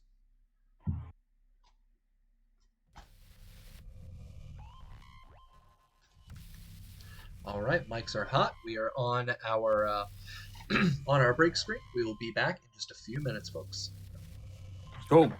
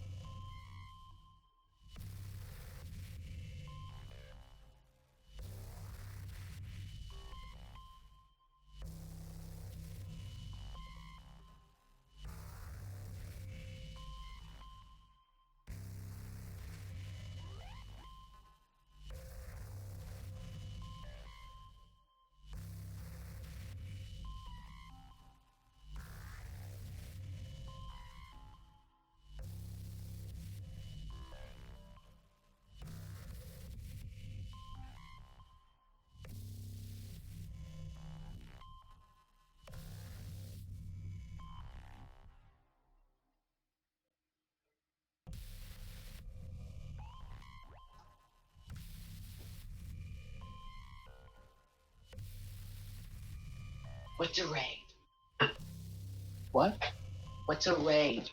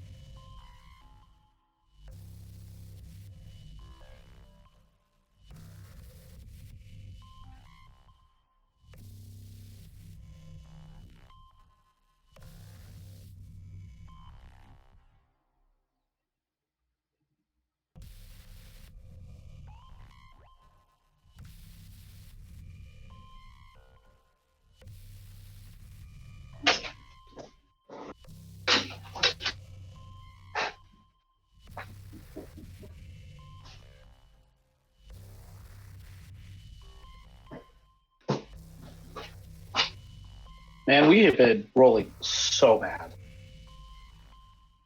Yo, we're in trouble. We're playing the wrong game today. We're Yeah. in big trouble. We're in big boy trouble.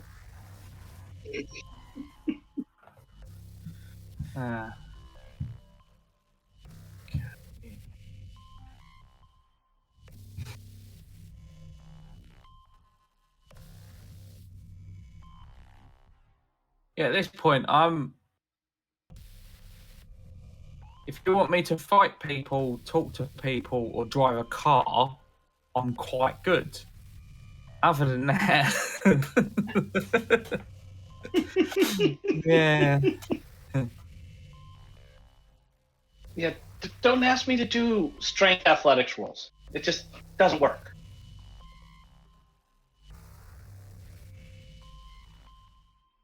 And apparently, perception rolls. Can always create a fulcrum point, but that's about it.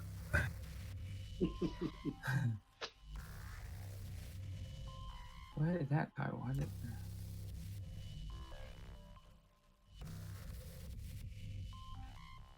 Alright. Yeah, Cap, we're definitely doing the negative plot twist to ourselves. I don't think it's necessary to be dumping anything on us at the moment. Hey. Hey.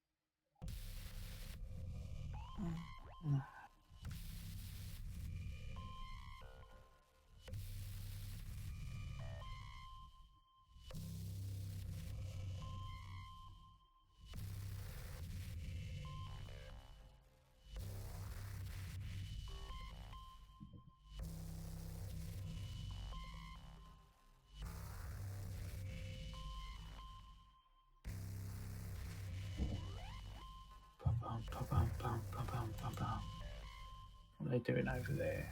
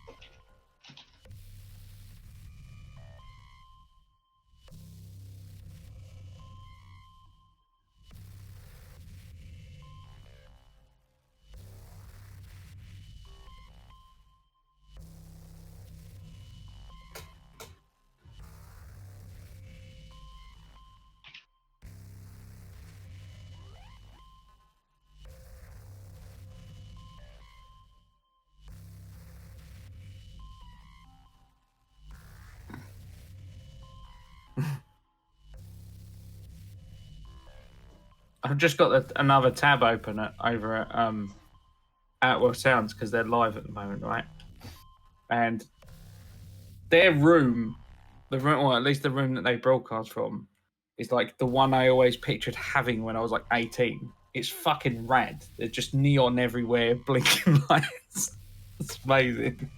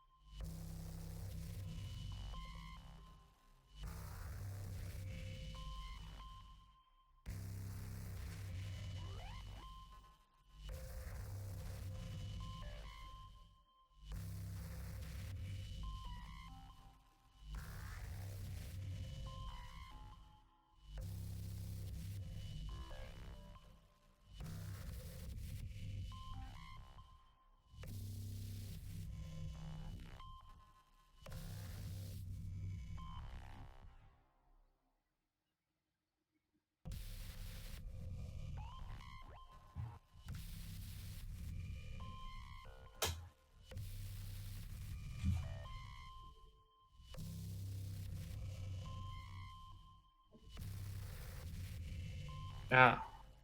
So I should, sitting here with an open mic, we should probably plug. If no one's talking, I'll just start plugging stuff. Oh, right. Mics are on. Yeah.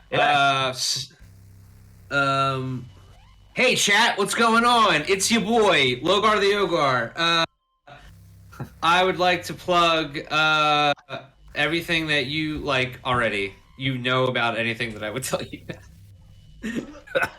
Sorry for the wait. Oh, thank God. They're going to return. Good lord. Alright, let me tag her real quick. Yeah, she literally just stepped away.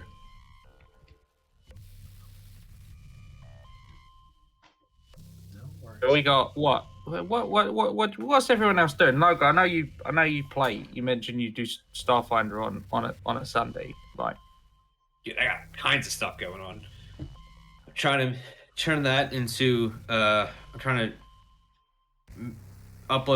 turn the backlog into something watchable, because some of them aren't real great sound wise because I didn't know what I was doing. I just started doing it, which is fine, but doesn't always work out like that. And then I'm making my own homebrew D&D adventure about tentacle void monsters. and I hope Nice. that I eventually get my shit together and release that as a whole module. So it's a Japanese module? Nope, not that kind. Not that kind. Not that kind of tentacle void monsters? Nope. All right. Raven is back on that wonderful note of tentacle void monsters. We are also not playing a Japanese campaign. We are playing a Taiwanese campaign, which I'm assuming is slightly less terrifying in that regard. But, ladies and gentlemen, we are back. Yeah, so our group here has successfully jimmied open that gate. It is now jammed open. Will take quite a bit of force to close back up. But they have also all been able to get into this little compound. It's got a little commissary area, a couple of small like trailers, and a couple of concrete tubes at one end that look like they were used as a settlement. Now this place is abandoned. You don't see anybody there, but you guys can see plenty of trash. There's leftover wrappers. There's old campsite, like little fires and stuff that have been left there. It looks like it's been abandoned for quite some time. But a lot of you know that you don't see anybody in the direct vicinity, and it's gated off, minus the now open gate in the front. So what are all of you going to be doing? First thing we're going to do is move forward and keep our heads on a swivel and get to the closest thing and not die while we get there. That sounds like a generally good plan. So Val, you start moving further in. Are you going to be moving over towards the little cantina? Are you going to go towards the small little trailers in the back? Are you going to go towards that concrete piping? Definitely the cantina. All right. Sean, as you're moving in, where are you going? Start breach and clearing all of the trailers. Okay. Jianyu, while Val is heading over towards the cantina, Sean heads over towards the little trailers. Where are you going? I'm gonna kind of walk around the open courtyard area, kind of searching, seeing if anything was left behind, looking for junk, maybe looking in the circular tubes that are out there. That way I can keep Dynamo close. All right. Minsky, what are you going to be doing? I'll probably also be checking out the cantina. All right. And Camacho, where are you going to be going? I'm gonna pair off and shadow Sean. All right. So Val and Minsky, the two of you are heading over towards that little cantina on the left. It seems to be what's left over of this old little commissary area. You can feel Val at least can feel that heat beating down and kind of scorching him. It's not sunny, but you feel the heat coming in through those clouds. But you see this little building. What are you going to do? You can see that there's a couple of little double doors that are closed. There's some very dingy glass on the sides. What are you going to do? Val is looking for any sort of food and liquid. He's quite parched and also quite hungry. But he has no water, so he's looking for water. So he's going to go inside of the cantina. Give me 1 sec. There we go. All right, so you as sneakily as he can. As sneakily as possible. Roll me sneak. And Minsky, you are there with him. Are you also going to sneak or no? Might as well give it a shot. Okay. As quiet as a jet-thrusted robot can be.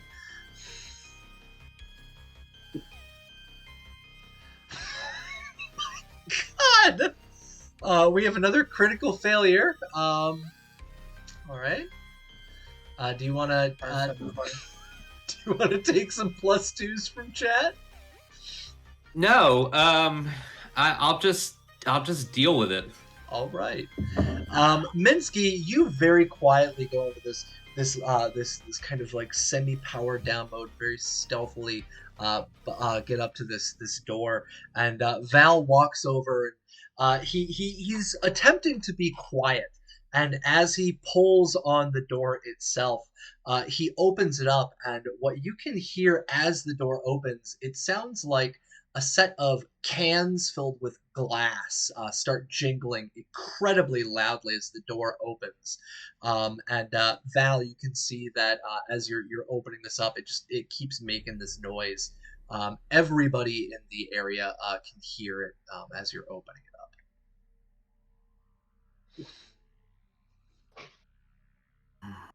But Minsky, you are silent. It's real quiet.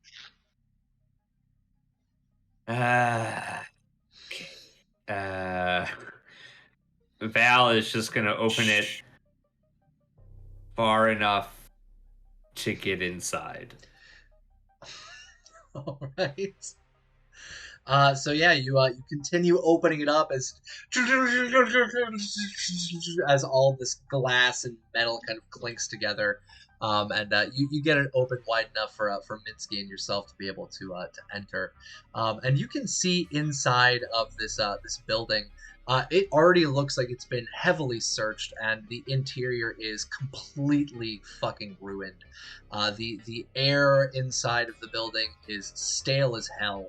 And it looks as if there's some dust still floating in the air, but the back of this cantina area, the literal ceiling has collapsed in on itself, and it does not seem to be containing very much. You can try to search in this area if you would like.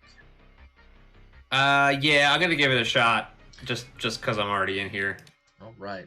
What is your level? I'm level 2. All right. So this is going to be a DV2 to find any items inside of the area. So go ahead and roll a perception survival, please. And Minsky, will you be doing the same, looking in the area? Yeah, and at some point, Minsky would probably circle back and try to get his coat off of the fence. All right. So Val, we've got 2 successes. We've got a 2 and a 7. So we've got a successful search there. Minsky, go ahead and give me a perception survival check. And then we'll have you go back and grab that jacket once you guys are done in the building.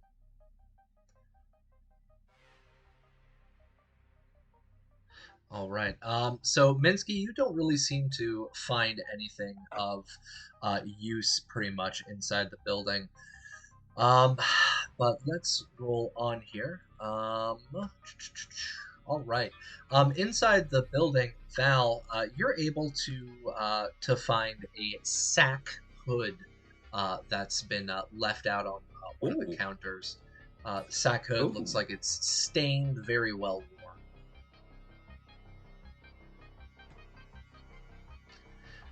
And then you also find... No. Hold on 1 second. Go again. There we go. Something a little bit more up your alley. You're able to find as you pick up that hood itself. You can see that there is some fancy lad snack cakes chilling there on the counter. And directly next to the fancy lad snack cakes, you can see a small holotape that's sitting there, and it's marked Sean with a little heart next to it, with what looks to be like Sharpie or permanent marker. Oh. So he picks it up and he turns to Minsky and he says, right, Minsky, can you do anything with this? You know what this is, right? It's a holotape, between you and me. Okay, so do you have a slot? Do I have a slot? I don't know. Do you have a slot? Uh, to my knowledge, no. Minsky and Val look at the sky and they're like, God? No, Minsky does not have a slot. But you do have somebody in your group that has a holotape player. Oh. And you recall that it was Camacho that discovered a holotape player just the other day. Okay. This is not compatible with my hardware, but I think Camacho has a player for it. Right. All right. Hey, Minsky. Don't tell anybody about this. Why not? Well, because it's got Sean's name on it. Right. Doesn't that mean it's for Sean? It means it's weird. Right. So, right. Exactly. No, you're still good. Right. It is for Sean, but we're in the middle of nowhere, and underneath this pile of crap, I found something. I mean, there's a lot of Sean's, but you know, it could be. I'm not even saying it's nefarious. I'm just saying it could be like sad. You know. So we should watch it first before we show it to him. Right? If you think that's best. All right, cool. And Val like pats Minsky and it makes this like hollow metal like boom boom. And then he looks in his notebook to see how much AC a sack hood gives him. I believe a 0. Oh really? Crap. Sack hoods are pretty much it's literally like a burlap sack that you can put over your head. Okay. Intimidation factor. Yeah, do you not have any head armor? No, I have a hat that is for flavor only. Sack hood Sean offers you 0 physical, 0 energy, 2 radiation damage resistance. Oh yeah, then he's definitely gonna put it on. Okay. So you now look like the Scarecrow. No, I have a cowboy hat on top of it. A Scarecrow with a cowboy hat. Perfect. All right. So yeah, that's all you guys are able to find in the area. And as you're searching around, we've got Sean and Camacho. The two of you have headed over, and you've started clearing out those little trailers there. They look like at one point in time they were probably kind of cute. The very homey kind of thing. Probably some cheap homestay. As I said, I'm going to share some pictures later. It was a really neat little area. Sophie and I kind of wanted to stop there. But yeah, you two start clearing them out. So what I would like each of you to do, please, is go ahead and roll me a stealth. So it's going to be a sneak agility check.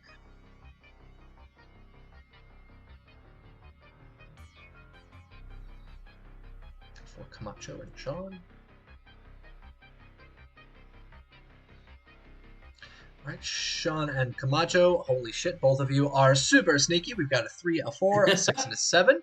Are any of those tag skills? No. All right, so both of you are sneaky as fuck as you walk up and you're very quietly opening these doors. And you can see, Sean, the first one that you are in. Second,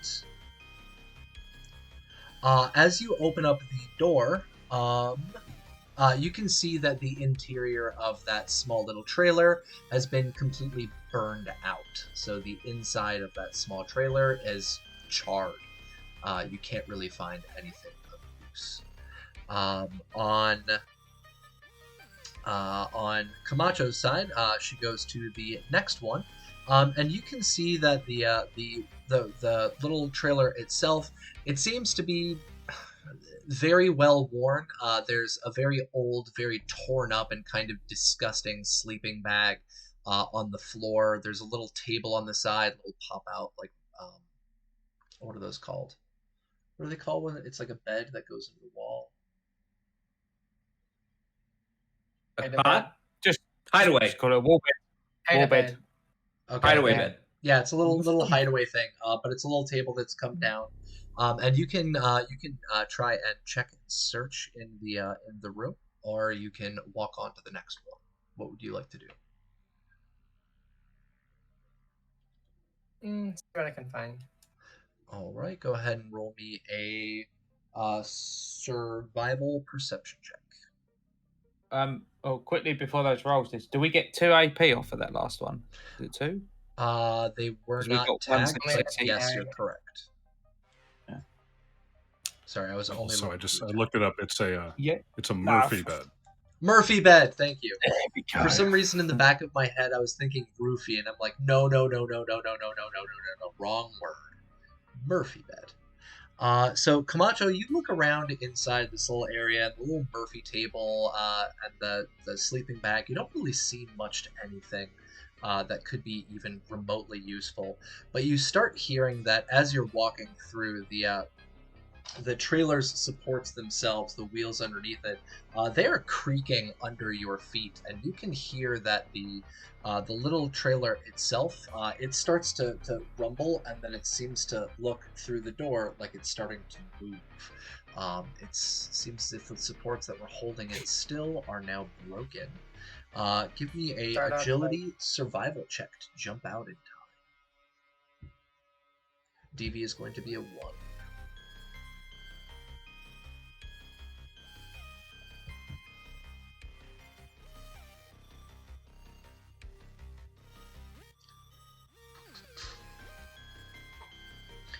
All right, excellent. You got a Nice. you got a 4 there. So we've got a success. Or sorry, a 2. 2 successes. Oh, that's a tag. You just generated another piece of AP.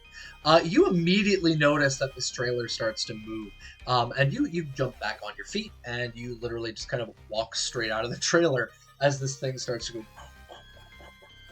and starts moving over towards the one that Sean is at, and it just goes and just kind of thuds into the side of it. And Sean, you can see on the inside of the trailer that you were at, all this crap kind of off of the walls, a little burned, burned paper and all that stuff on the inside. But yeah, the two of you have checked out two of those little trailers. You haven't really found much of use. Do the two of you move on to another set? Yeah. Yeah. All right. As we're walking, I'm interesting. gonna Mhm. strike up some small talk with Sean. So tell me, Gringo, why are you so secretive? What are you hiding? I'm curious. Why are you so nosy? You ask a lot of questions. Girls gotta know girls gotta be curious about secrets. Oh. You've been more capable than most so far, so let's just say I have had histories with women that kept too many secrets, and I'll leave it there.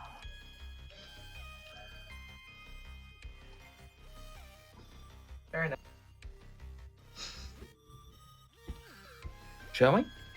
Point towards the remaining. After you. And I'll All move right. towards the next.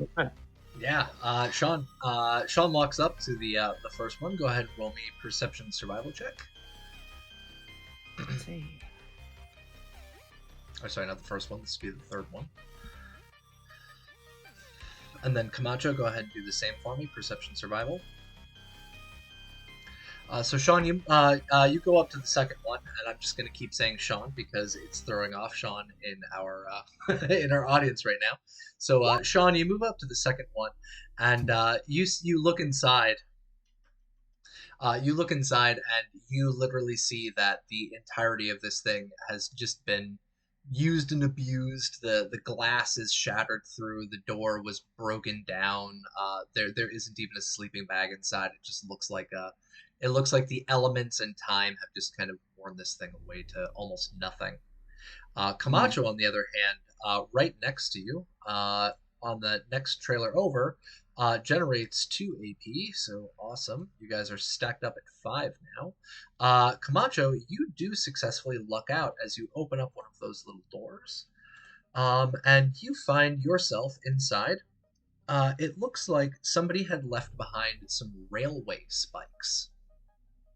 You find a set of 4 railway spikes that have been tied together with some wire. And you also find some clothing sitting next to it. It looks like you find a set of old hides, so like hide jacket with those railway spikes next to it.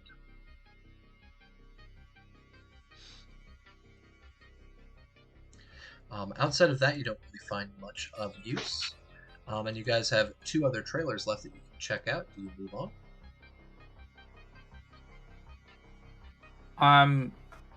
Yeah, and as we move on to the next trailers, I will ask a question of Camacho. Your turn then. I've got nothing to hide. Except for this hide. Nice little jacket armor.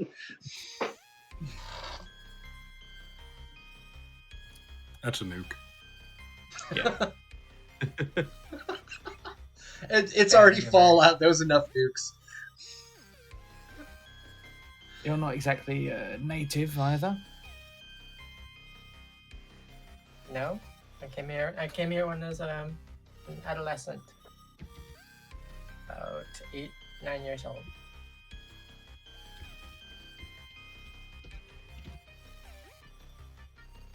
So you remember before this? Yes, I came over here on business with my papa. Judging by the way you carry yourself, I'm going to assume that wasn't above board business. No, Papa was pretty high-ranking cartel member.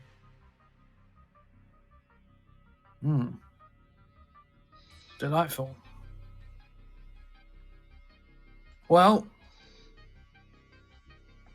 this isn't the world that was, it's the world that is. We can bring it back to what it used to be. Well, true, I suppose my point was, in a world like this, having a cartel member's very capable child at my side probably isn't a bad thing.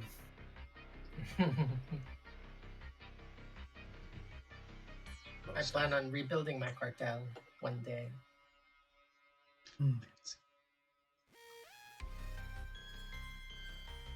All right, now. Caps. We'll head in. Yeah. Yeah. With that, go ahead. Give me perception survival for both of you.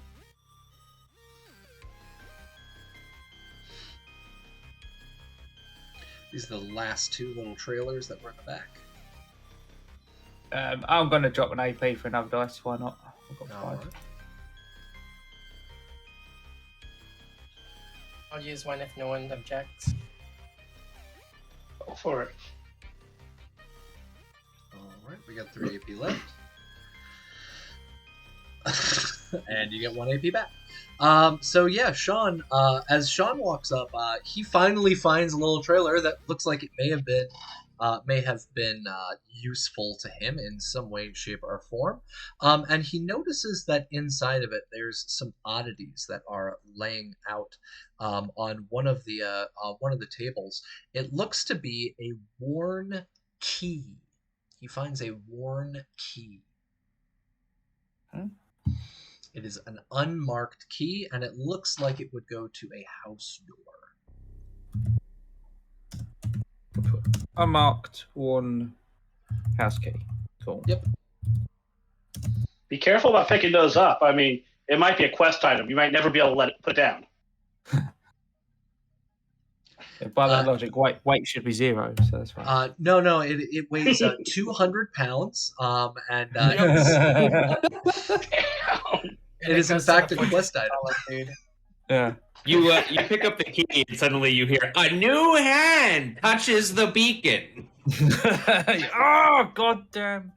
I picked up one of those damn stones and now I've got to find the other 23. And they all weigh 0.5 each. Ugh. All right, so you find a nice little worn key, and then in the next cab over, let's see. You also, Camacho, find some oddities. You find what look to be a set of bobby pins that are wrapped around this very old, very worn, whatchamacallit, rubber band. There are 14 bobby pins. Ooh, that's a lot. Yes. Nice. Yes, that's what we want. That was actually, yeah, a surprisingly high roll for that, so I'm very impressed. So you find a set of bobby pins, and sitting next to it, you find a plastic bottle of instant black tea. It looks like it's been there for quite some time, so that instant is now been brewing for give or take 50 years. But it looks like it's been there for a while. It is still unopened. It doesn't kill you, it'll make you stronger. Or cripple you horribly for the rest of your life. Yes, that right. And that is it that you guys find in those areas. Let's switch on over to John. You were searching around in the courtyard. We have Minsky and we have Val. They were checking out that little cantina. They found almost nothing of use except for some random holotape that Val is wanting to keep secret because it has the name Sean written on it. Sean with a little heart next to it. We've got a couple of small little valuables that Camacho and Sean themselves have discovered. And you were walking around and meandering in the courtyard. Go ahead and give me. Well, tell me what do you want to do? What are you doing? I'm looking around for anything that's been left behind. I want to look around the courtyard, kind of open areas, especially around the fire pits. But also, you said there were like those concrete tubes, and so I'm going to kind of go poke my head in there, and just kind of take a look. I mean, my bet is I'm either going to be looking for food or like junk. Like that sounds like what might be around here. All right, go ahead and give me perception survival for the little courtyard area. All right, and I'm going to spend an action point if you're all good with that. There we got 4 left. Yes. All right. And hit that. And I needed that action point. Got one. Yes. All right, so we got 1 success. We got a 7. So what you find as you are walking around, you find a little can of potted meat. Looks like it was a little can that is still sealed, and it's sitting next to, or sorry, let's say it's sitting inside of one of the little fires. Looks like somebody put it in there to kind of cook like an oven, and it has since been abandoned for quite some time. All right, scoop that up. And go ahead and give me another perception survival check as you walk over to those tubes.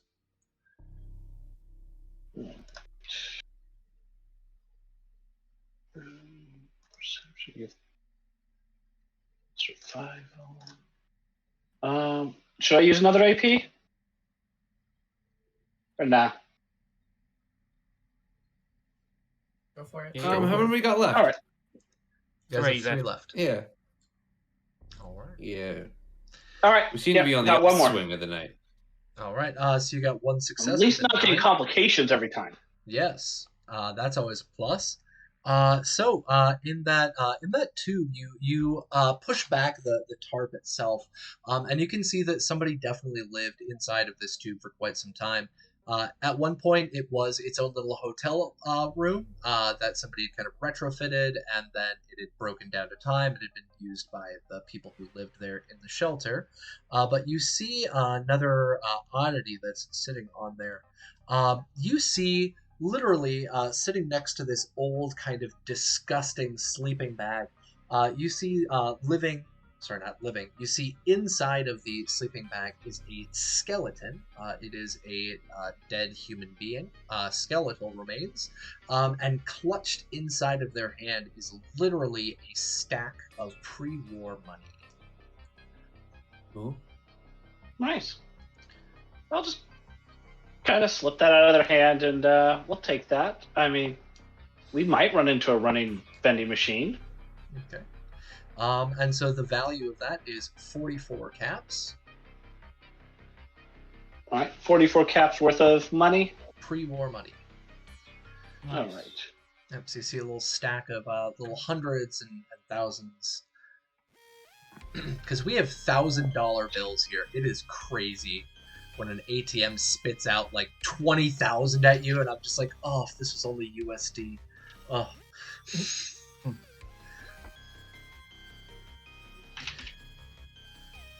So yeah, the lot of you have searched through this area. None of it really seems like it's structurally sound anymore. It's been abandoned for quite some time. There wasn't much left behind of value. But what I'd like all of you to do right now is please roll me a 1d10. Or sorry, 1d20. Everybody, please roll 1d20. Hey, real quick, that perception survival I made in the canteen, was that you said a DB2? Yes. And was it sight based? Yes. Did you get a success in there? Yeah, I got one success. Oh, I thought that was on the sneak. Oh, you're right. Perception survival, correct. All right. So while you were in there, as you were exiting that little cantina, you're able to run across what looks to be a piece of clothing on the ground.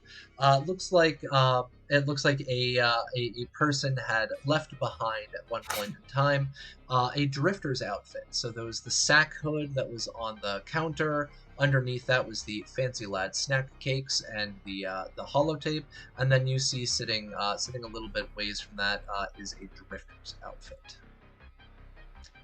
neatly folded. Cool. And let's see, what were our rolls on here? All right, so as you are all finishing up in your areas, you can hear in the distance what sounds to be very similar to what you had heard before. It sounds like a whoo, as some dogs seem to be barking or yelling in the distance.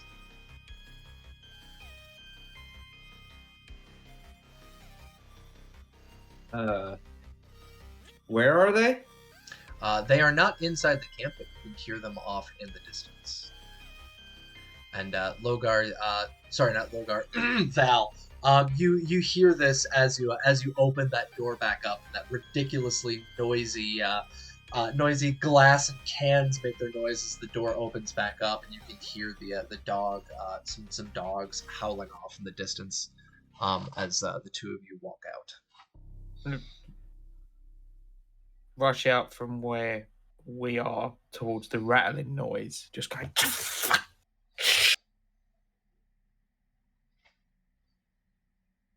I'll move over very carefully, pick the can up, so it's not making any noise. So then, it was hanging. It was hanging off of the top of the door. Yeah. Okay. This was a noise trap that was set up. Point to holding the bottom of the can. Point to Val. Cut the rope. Machete. He holds it up, and I will slice it. I'm sorry. I didn't explain. This means machete. Yeah. slice it while he's holding it so that it doesn't jingle. And I will very carefully take the can and it sort of from the direction that the howls were coming from, but kind of angled away from the camp. Just yeet the can over the fence to try and draw them away. Give me athletic strength. It's going to be a DB2 to get it out of the camp.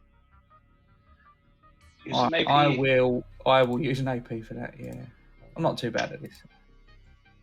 Whee! Nice. All right. So Damn. that's the AP back. You get the can. You kind of put your hand on the top of it. You aim back. You aim to the outfield, and this thing goes and lands back. Sounds like it hits the road further back from where you guys had come from previously. And you can hear again some more yowling and barking in the distance as that can hits and slides over on the road. So, what are all of you going to be doing? Yeah. Motion to the others to slip back inside where Val came from. I think the bigger area. No. The cantina Val and Minsky found had a collapsed rear. But did it have double doors? It had double doors, but the rear of the building is fully open to the elements. Oh, fully open. Okay, no then.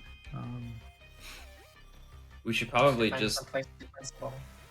One of the trailers. leave. Oh, yeah, we could probably go back to the trailers. We can't just leave? Because like if you threw the thing back the way with that, like past the way that we came, then we should be able to move out the front gate. And Yeah, go in the opposite direction. Yeah. I think, right? That makes sense. Yeah, let's go for it. Okay. I mean, we're rolling great. How bad can it be? Yeah. So a lot of you head back over to that front gate, and Minsky, what is your luck?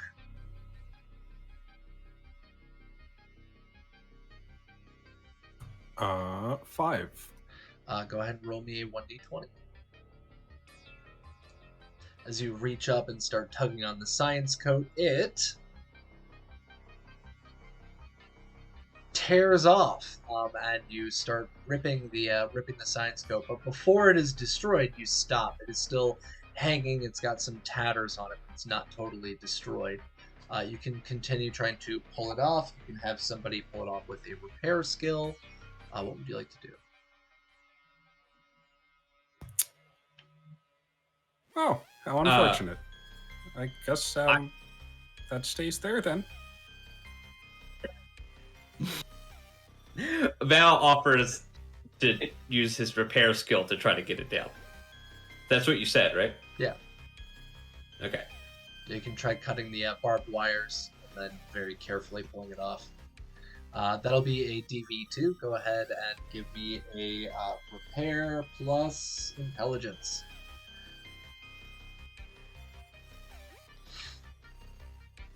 And you're using your multi-tool, so that'll be a DV1 because it reduces your DV. You got a success. Yep, you got a success. We got a 6. So you're able to successfully cut some of the wires and get the coat down and very gingerly pull it off. And Minsky, you can see there are some holes in it, but it still seems to be in full condition. It's not totally shredded. Thank you, Val. You're welcome. Let's go. Now all of you, please give me a agility sneak to leave the camp quietly.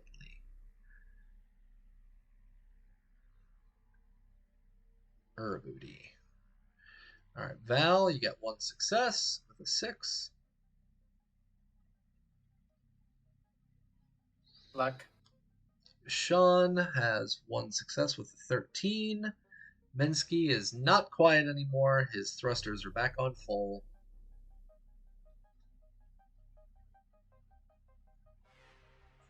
Camacho is also not very quiet. Her new armor that she's wearing, the security armor, is jangling around on her. And Jianyu, since previously getting soaked, you're kind of huddling into the clothing and you're walking quietly. But Camacho and Minsky, the two of you, not super stealthy. As a lot of you start heading out of that camp, you can see further up the road where Sean had thrown that can to. You can see that there's one of those dogs. It seems to be a little bit bigger than the one that you had dealt with in the past, or that small pack that you dealt with in the past, and it's sniffing at that can, sitting in the middle of the road.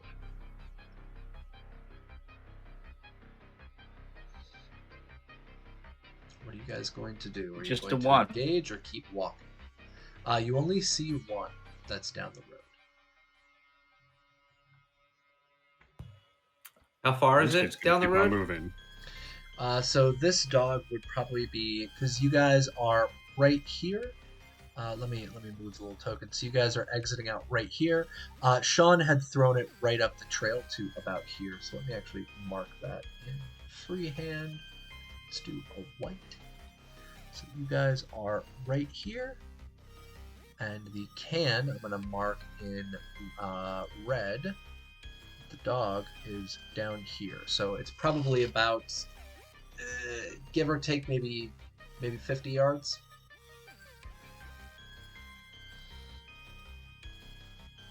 But we're heading the other way. Yeah, you guys can Yeah, continue. let's just go the other way. Continue in Yeah, we towards should just- the resort or engage with the dog. Val will bring up the rear of the group and let people go ahead of him, and then be the last one to walk, because he can shoot the furthest. All right. Hmm. Since you are rearing up the group, go ahead and give me one more stealth check. Sneak and agility. All right. To cover up for the failures of your two group mates, this will be a DB2. Oh no! All right. I didn't know that when I rolled it. I would have used an AP. Yeah, you can use a luck point right now if you want to re-roll. I think so. That's probably the best bet. How many luck? Oh, I got 2 left. All right. Jayo. All right. I will use one and re-roll that dice. All right.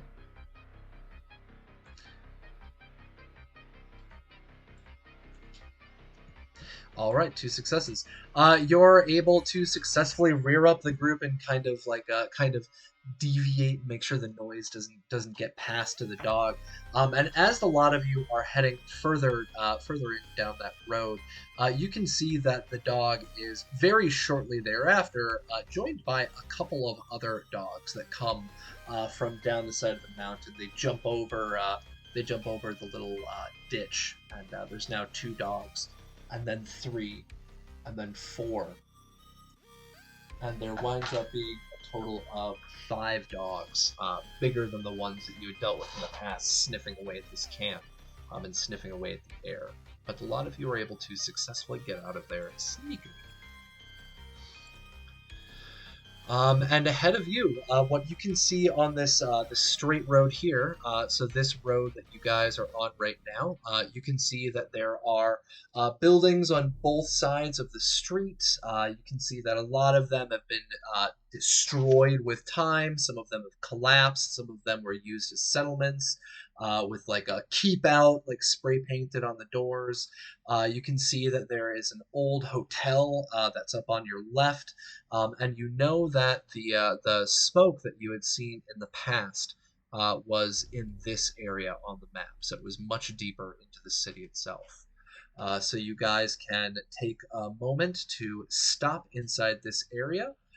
You can try checking out the different buildings in the area, or you can soldier on through and start going towards the main resort. Hotel might be good to rest. I would. Oh yeah, what time is it? Let's find out. What time is it?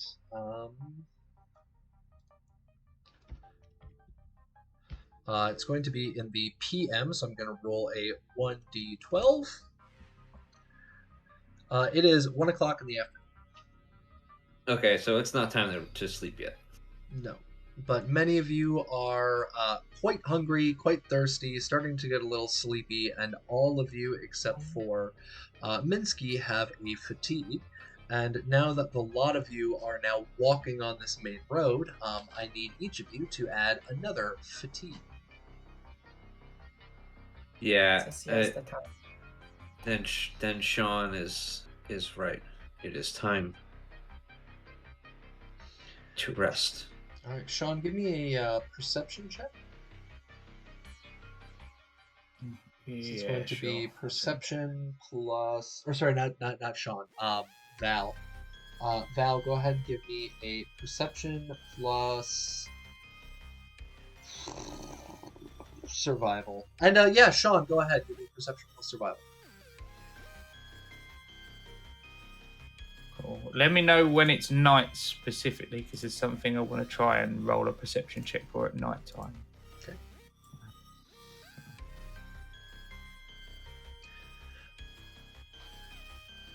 All right. Val and Sean, the two of you, as you guys are heading down that street, you see the hotel that's up on the left-hand side. It seems to have been shut down as some kind of compound at one point, as a survivors camp, and it looks like it is decently well reinforced for the front gate. Previously, you guys dealt with that sliding gate that just had some barbed wire. This one has even a higher gate with barbed wire. It has spray painted on the front, "Stay out." And the two of you also notice, as you are, looking around at your surroundings, the address that is on that front of the building. Sean, the address that you were looking for, it is a similar number. It is not the same. It's not as high.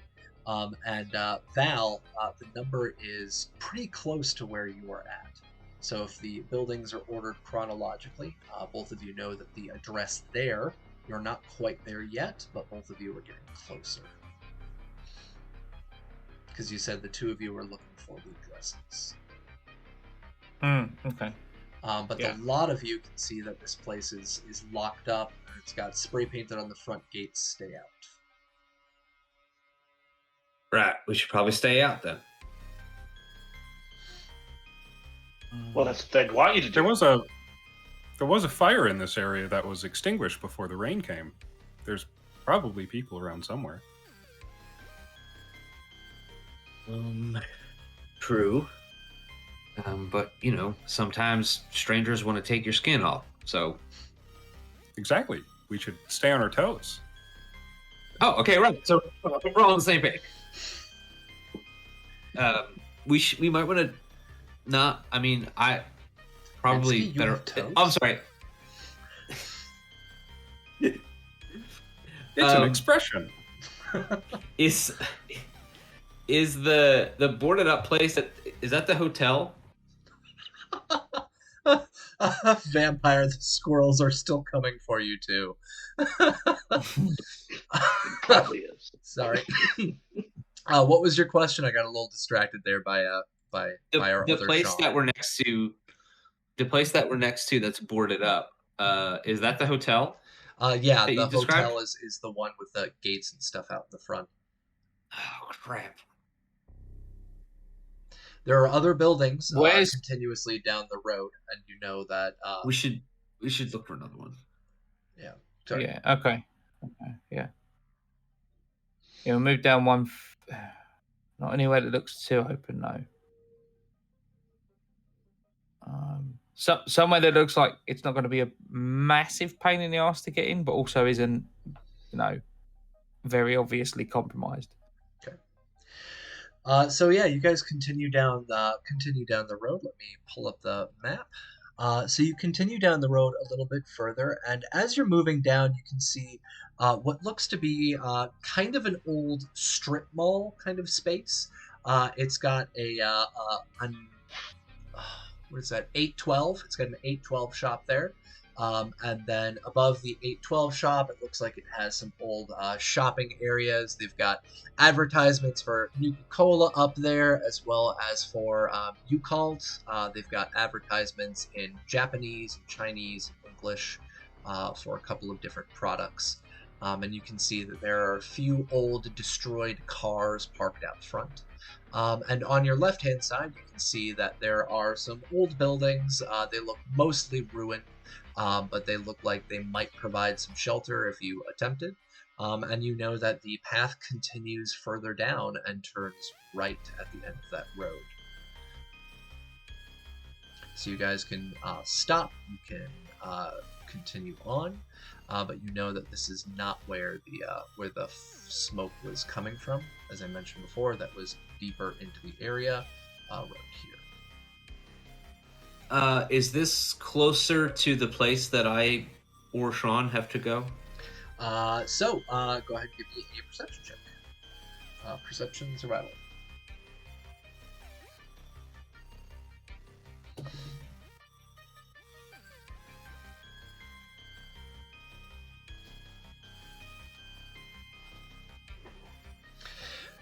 You are able to successfully walk up and look at one of the addresses, and you are about 11 street addresses away. So you are getting even closer. Your assumption is that it would be a little bit further down the road down here. Okay.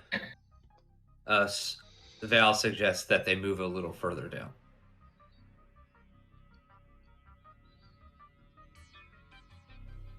Seems fine to me. Put some more distance between us and those dogs. Yeah. Yeah, it's not a bad idea. All right. So you guys continue moving down.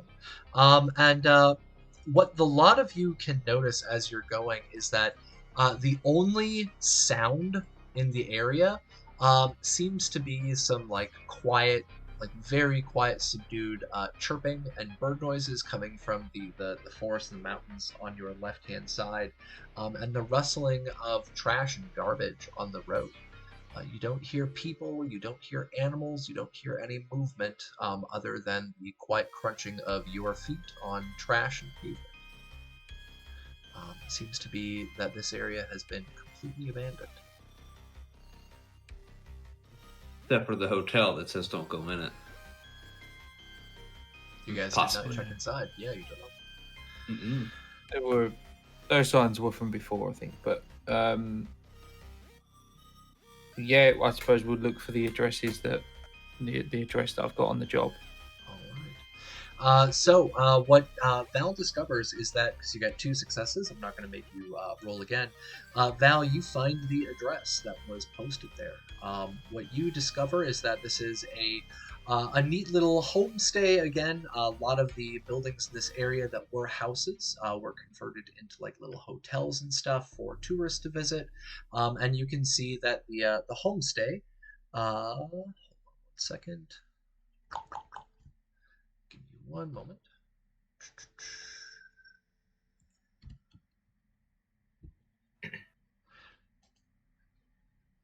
The homestay up on the top, it says Holly's Somber Homestay. You see a little sign written in Mandarin above the door. The door is an open doorway now at this point. There's no door that's sitting there. But you can see that the sign is still above it. There's no major, like, large, tall glass windows out in the front, and it looks completely black on the inside. But it has 3 stories. Do you think? I mean, from the outside, does it look like an all right place to take a break? It looks like you could go in there and possibly rest. You don't see any major external damage except for the door that's been torn down. All right. So Val turns and he says to everybody, he's like, "All right, I'm looking for a family plaque for somebody that used to live in this house. I also think it might be a good place to take a nap. I'm going to go do that. And I'm going to be real careful about it. If you guys would like to come in with me, that'd be cool." I've got my own job here, but yeah, I've got my own job here, but concerned about the front door. Someone pulls guard. Set up a watch. I mean, it's got, you said it's 3 stories, right, Cap? Yep. You sleep upstairs. We shut the door. Oh, wait, the cow I mean, can't go upstairs. It's only 1 in the afternoon, and yeah, we're tired, but I kind of feel like we shouldn't be making camp for the night. And if we take a nap now, we're going to lose sunlight. We should at least rest, eat, drink, sit down for an hour, and then keep going. Can Dynamo fit through the front door? Dynamo cannot fit through the front door. It is a one person door. A full size cow with 2 heads cannot fit through there. Is there a back door or a What if we- garage or anything? What was that, Minsky? Could we pivot him through the door? Like a couch? Kind of going diagonally and then... You just like stick him up on his butt. You're like... Yeah, twist. Yeah. Butter and I moved a lot of couches. I'm pretty sure I can put a two-headed cow through a door. And Cal starts kicking. All right, you start looking around the building, and you can see that there's like this very this narrow passageway between this building and the next little alleyway that you could try and go down to get around to the back of the building. Do you want to go down that direction? Is Dynamo able to follow this? Is that just a person-wide Dynamo passage? is able to follow, yes. All right, yeah, then I'll check out the back. I'm gonna go. Doctor, let me go with you. You can't just be running down hallways. I'll go first. All right. Jesus, you're covered Down in. hallway's a little bit longer than you. You have like acid caked all over you, and you're like, let me just go down this dark hallway by myself. Well, I need a shower. I'll admit that, but you know. All right. So yeah, so you start making your way down that alley. Go ahead and give me a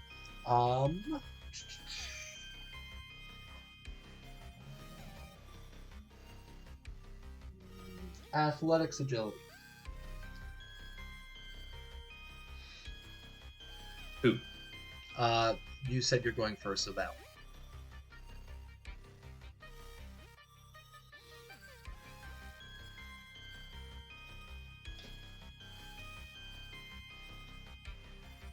Well,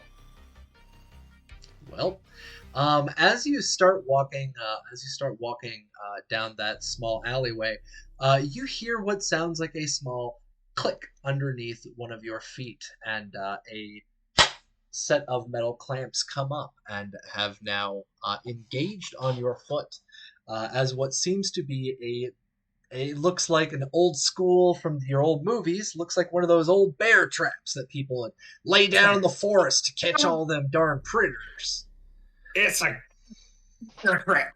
And so this closes up on your leg. And your damage. Give me 1 second. Oh, you want to go first? And Val turns and goes, "You're welcome." All right. So you take 1 damage. You also are now bleeding. That was a critical. So let's see. Damage on legs. You immediately fall prone as your leg gives out under your weight. You can no longer take the sprint action, and your move is now a major action for you. Your leg seems to possibly be broken.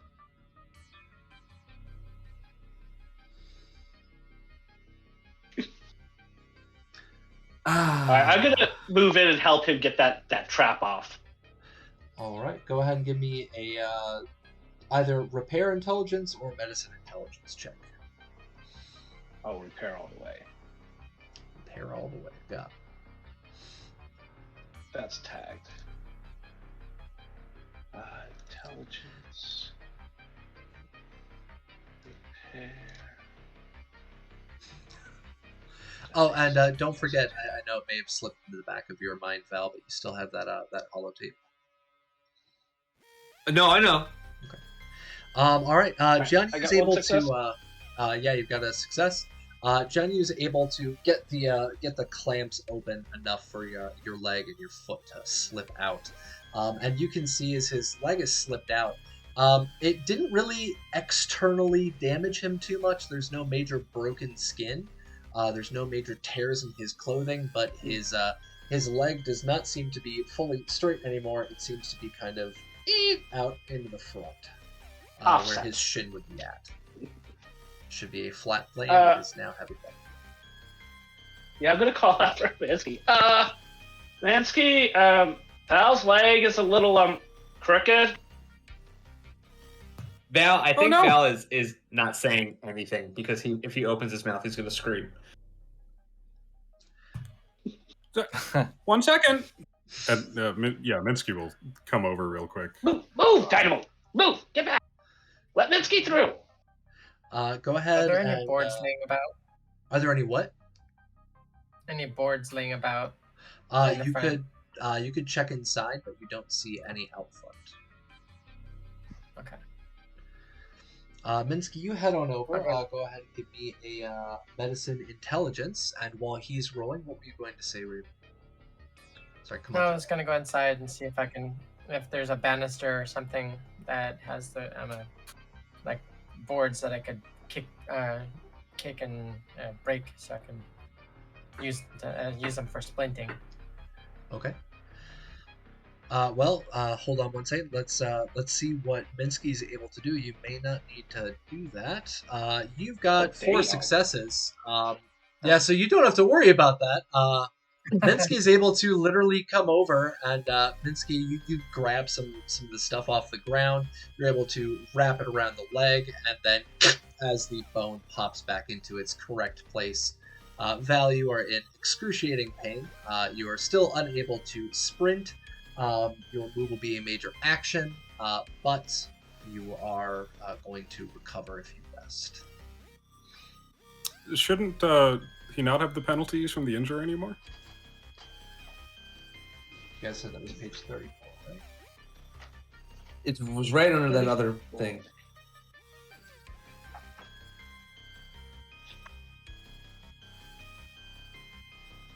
It says completely recovering from an injury does take time. Yeah, so he could treat an injury, which means he doesn't take the penalties, but it's not actually healed. And if it takes any damage, he gets the injury back, I think. Let's see. And so on here, what's going to happen is that when you rest, you're going to make an endurance survival check. It's going to be a DV2. And if you pass the check, which Minsky can assist you on, you would be fully recovered.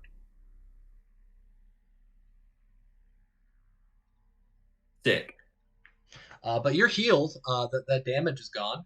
So you no longer have any damage. You just have your injury. Okay. Well, hold on. On page 34, under treating an injury, the intelligence medicine check, you can passing the test allows a patient to ignore the penalties of their injury, but they're still not healed.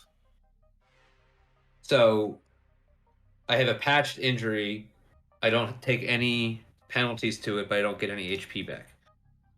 To treat an injury sustained from a critical hit, passing the test allows a patient to ignore the penalties of their injury. Okay, you're right. It has merely been patched up so that it no longer imposes a penalty.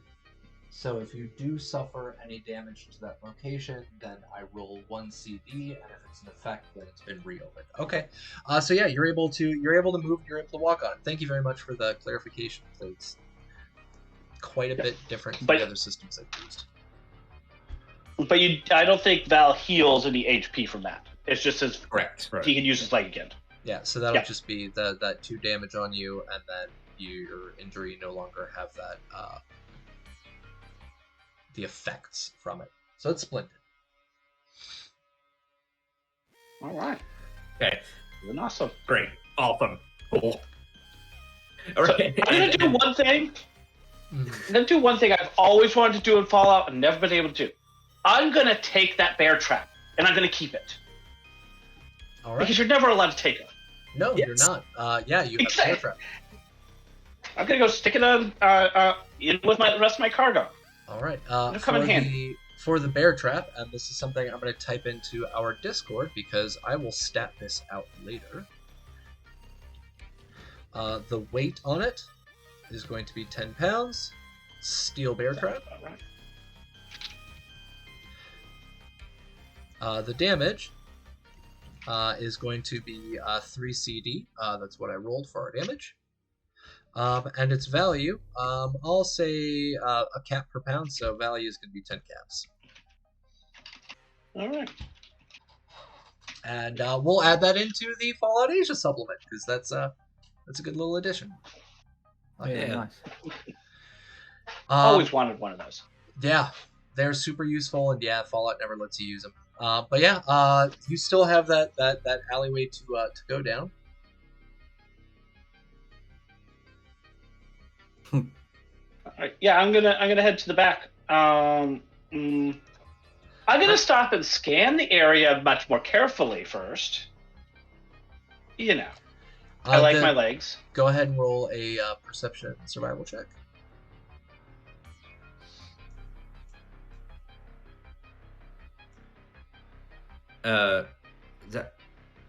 One. Dr. John, why don't you just let the party member that doesn't have legs float itself over what could possibly be bear traps? Also, his jet will blow off anything on top of them, and we can see them then. All in favor, say aye, aye. He's got a point. I don't know how I feel about being used as a mine detector. Just saying, off the bear trap, you said mine. I'm gonna go over here. And he hobbles into the first floor of the building. Okay, so you're going in with Camacho, and we'll have the two of you in just 1 second. John, you see down the alleyway. It looks like there's garbage, debris, and trash scattered all over the ground. You don't really see anything that's sticking out crazy out of the ground.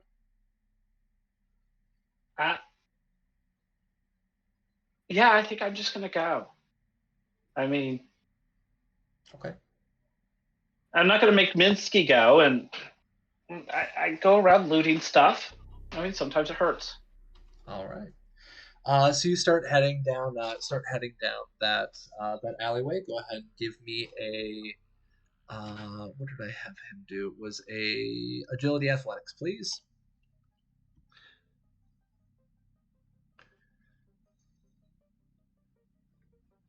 I am going to spend a luck to use luck instead Okay.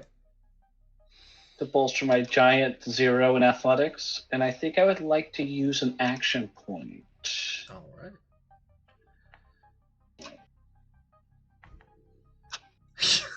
Vampire says in chat he's not paranoid enough yet.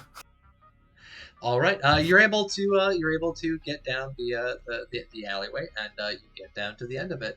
Are you bringing Dynamo with you? I think I'll leave Dynamo behind in the front. Okay. Yeah, you get down to the back, and you can see in the back there's a back door. Again, it's like a single one-person door. There's a little overhang that's chilling out back there. And there's some space for what was at one point in time a yard. That since then the plants and the grass and the flowers and stuff have all died. It's all brown, crumpled up on the ground. But there's an overhang. There's a back door. It's just a single door. Yep, single door, and what looks to be a couple of old lawn chairs. And little. Is it fenced in or not? Nope. But it is overlooking the lake itself, so it's pretty beautiful. Well, beautiful in the apocalypse terms. It's a pretty beautiful view. All right. When I went down there and I had to do my athletics roll, did I notice a trap? Like, do I have to roll again to get back past it? You didn't see any traps when you were looking, and you got 2 successes when you came back down the hallway, so you didn't notice any traps.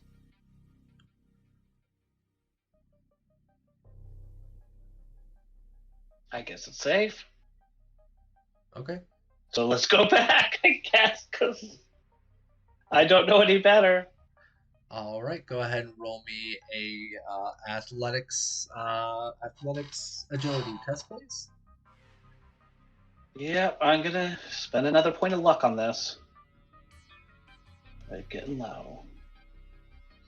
I'm gonna spend another AP. All right, group AP is down to 2. Ah, baby. There. All right. You get back down with no issues. And you're back at Dynamo. You got 2 successes on there. You got a 5 before. So yeah, you get back to Dynamo, and you see Minsky just kind of hovering there and bobbing and just waiting because he was gonna go down the passageway and he just kind of went ahead anyway. In the meantime, we have Camacho and we have Sean. Camacho, you walk into the building, and you're about to start searching for something to splint for Val, but you see him kind of hobbling behind you. He's already got a splint on his leg, and Sean's behind you as well. Sean, have you entered the building yet, or no? Yeah. Okay. So we're going to go through our initiative order. Actually, our first person who went in was Camacho. So Camacho, what are you doing now that you're inside the building? You can see that Val's patched up. Scanning around for that plaque that Val had mentioned and looking for a good place to take a siesta. All right. You're looking around this first floor. You can see an old, ratty, beaten-up couch. It looks like rats have literally gotten to it, so it's a ratty couch. Another nuke. You also see a table that's got some old, kind of stale, and definitely pre-eaten and touched food. The food does not look edible. It looks like it's been there for 100 years. Please don't eat the food unless you guys want to be crazy. So there's some food that's chilling out there. You also can see that in this building there's another table that has a bunch of chairs and some cubbies in the back. But you don't notice any family plaques. Do you want to try and search this area or do you want to move on? I'll move on. Since I'm kind of feeling tired, I'm gonna look for a place to lay down. All right. So you can go straight through to the back. So you can see a stairway that heads up, and then right next to it, there's a hallway that goes to the back, and you can see that there's a door back there that has a window on the door that's letting in some sunlight, and you can see that it's got a view out to Sun Moon Lake. Do you want to go up, or do you want to go straight through? Straight through. All right. So you start going straight through, and you notice sitting on the ground. There's another bear trap that looks like it is closed up over a giant rad roach. The rad roach has been there for quite some time, but it was definitely killed by the bear trap. And you walk into the back. Go ahead and give me a perception survival check, please.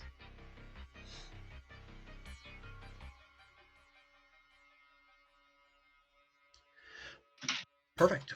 So you see in the back that this little back area, it was a kitchen. And so in this little kitchen, you can see that there's a counter, stove, there's a sink. This must have been a pretty nice little setup pre-war. But you can see that sitting in that area, hold on one moment. You can see that there is 2 sweet rolls that are sitting on the counter next to a little cutting board.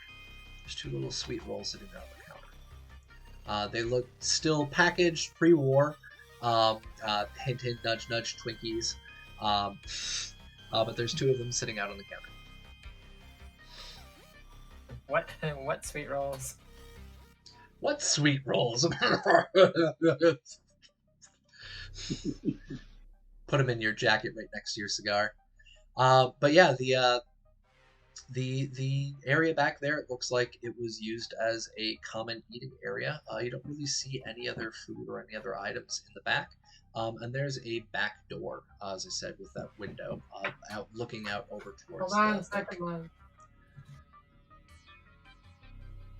So you're gonna go through the door. You're gonna go upstairs. What are you gonna do? I'll go through the door. All right. So you open up the door, and it's looking out into this little backyard area, and you can see 2 old sun chairs that are very weather beaten. Oh, sorry. You're fine. You're fine.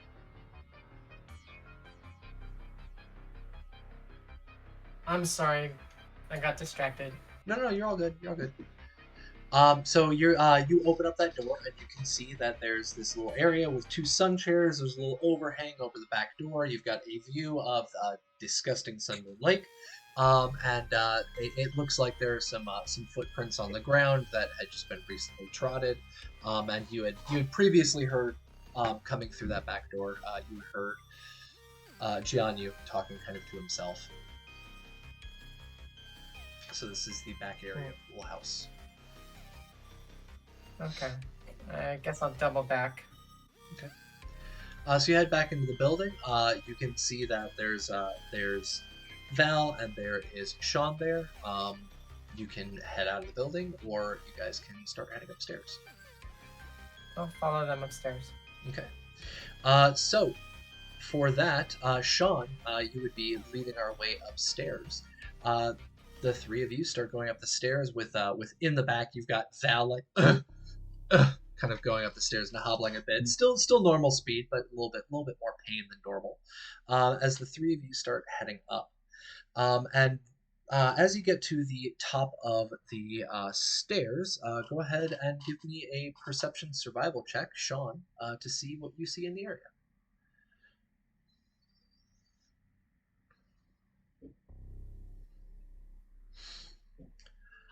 You can't see anything. It's pitch freaking black once you get to the top of those stairs. It's pitch black.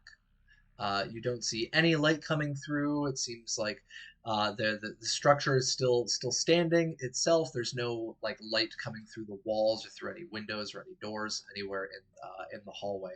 So it is stairs up, and then you see just blackness going into the building.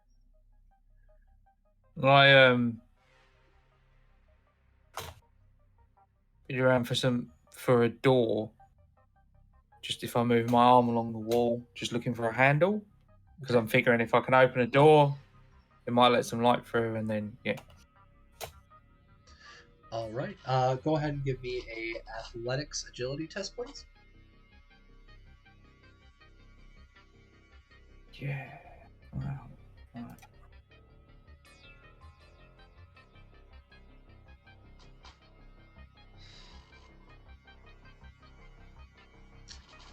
Right. Hey. Critical failure and a success. So this was a DB2.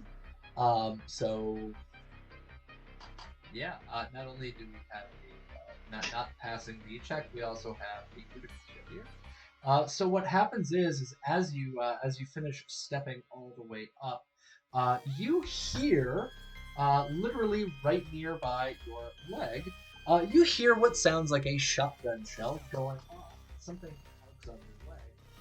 And, Oh, good. the pellet that hit your leg. So give me 1 second. I'm pulling up the rules on shotgun. Not a missile launcher, please. No.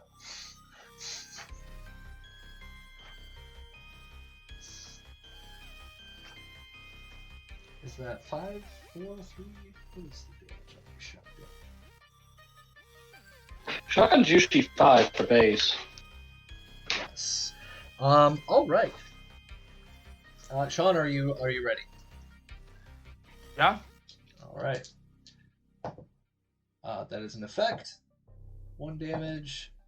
Effect. Another effect. And 1 damage.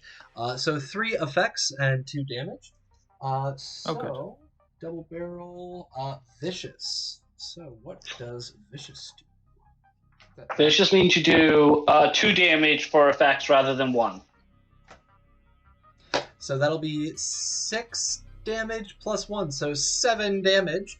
As a shotgun shell rips into your leg, and the pain and the startlingness and the general force of it, because you have a critical failure, knocks you backwards, and you fall directly into Val, who is right behind you, and then into Camacho, who is behind him, and the three of you, three stooges, tumble down the stairs as your blood starts from your leg. I've got my DR is hang on, it's 2 naturally, and I've got both legs. I've got 1 each as well. So does that reduce the damage by? Yeah, my defense is 2 naturally because I've got agility 10. Yeah, so that would reduce, or sorry, that would be the difficulty to hit you. So it's your damage resistance. So you said you have a 1 on your leg.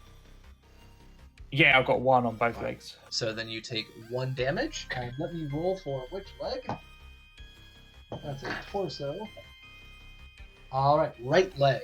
So your right leg takes 6 points of damage.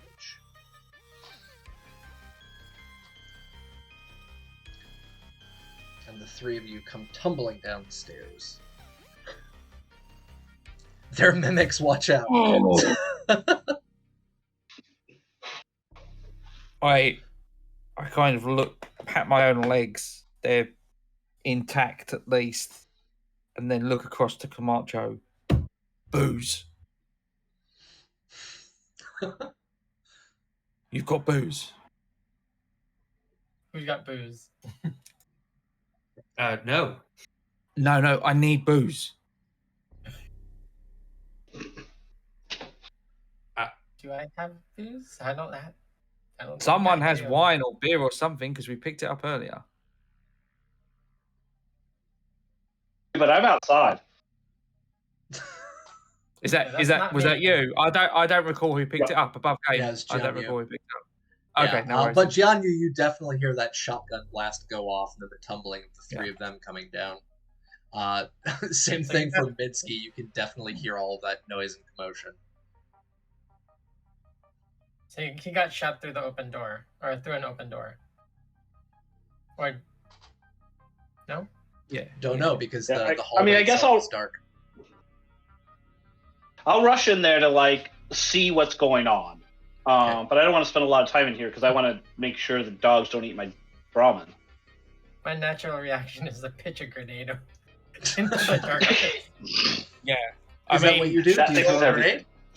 Sean would be holding, would have the gun up, trained up the stairs, just into the darkness. He's not going to fire, but in case there's any movement.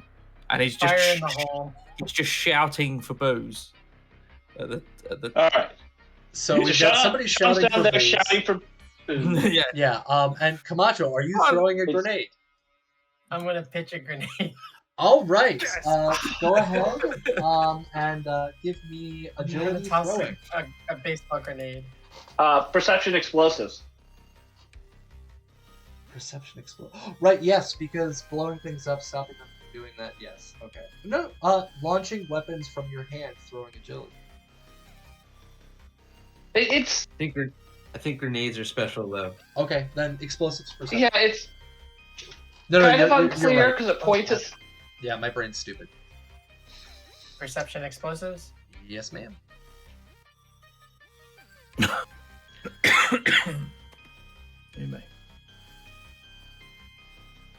Hopefully it doesn't bounce off the armor and come back into somebody's lap.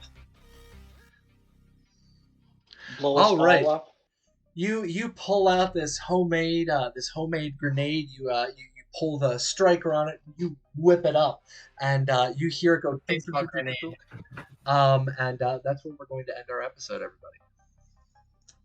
So we have a baseball grenade getting tossed up into the second floor of the building after a shotgun blast goes off and tears into Sean's leg. We've got Val's leg just patched up from a bear trap. And we have a very lucky and very unafraid Dr. Giappini. We're starting a new team called Team No Legs. Team No Legs. Yeah. It's not Team No Mads, it's Team No Legs. So, ladies and gentlemen, this is where we are going to be wrapping up. I'm going to start dropping in our links. I'm going to have our players outro themselves. So let's start on the bottom with Stinkbomb. Go ahead and introduce yourself. Hi, I'm Tracy. Stinkpalm007 on Twitter, Twitch, Discord. I play Dr. Jian Yu, who clearly is not afraid enough of things, and a little too lucky for his own good. You can catch me here each Friday. And other than that, I've been working on an update to the Medicine in Time of Red for Cyberpunk Going to try to add a chapter to it on addiction in there, as well as some extra stuff that people suggested, including Raven. So yeah, that's where you can catch me. It's been a great session. We've totally screwed everything up. Very entertaining session, that is for sure. Logar, go ahead. I am Logar the Ogar. You can find me at twitch.tv/Logar the Ogar, Twitch or Twitter, and Instagram.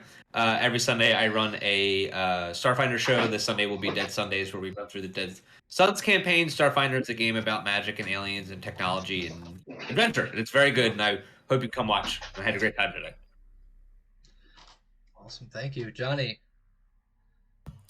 Yeah, I am Johnny Drop over on the Cybernation Uncensored Discord. I was playing your quirky little nurse handybot, Minsky, tonight. You can find me here every Friday and Saturday. And if you'd like, you can check out my SoundCloud at Arkson. Awesome. Raven. Hey, Raven. I had the pleasure of playing your hot-blooded Camacho, the Merc survivor. You can find me all over the internet at Doña 13 Cuervo. Thank you. Thank you. And Captain Mark. Yeah, Captain Mark 87 on the Discord. I'm here for this game every Friday. I'm here for Cyberpunk tomorrow. I played International Man of Mystery Sean Dalton, and I refuse to use a +2 from the chat unless it's just going to re-roll something that I think is not going to be very interesting. I'll take a big X if I'm going to get blasted down some stairs. So I'm interested to see what happens next. And you can also find me over on twitch.tv/Heroes in Theory on Sunday for D&D. Awesome. Thank you. And I've been GM Capricious Nature. Our music today has been provided by Base Ape Records and 1,000 Reasons. We have supplements over on cybernationuncensored.com. You can check out all of my Fallout Perchance generators over on Reddit, and I have a link tree provided there as well. I will see all of you hopefully again tomorrow when we come back with Cyberpunk Goes Nomad. And otherwise, I will see all of you next week for our next episode to see what's going on with that second floor. A quick shout out to our wonderful host. We have Cybernation Uncensored, so big thank you to Rob. And another big shout out as well over to Modifius themselves. They have been incredibly friendly, incredibly helpful. They've answered questions, they've reached out to me, and they're even posting up our adverts as well over on Instagram. So big thank you and big shout out to Modifius Games. Ladies and gentlemen, have a wonderful rest of your day, your night. Enjoy your weekend, and we will see you back here, same bat time, same bat channel for Fallout Asia. Bye-bye.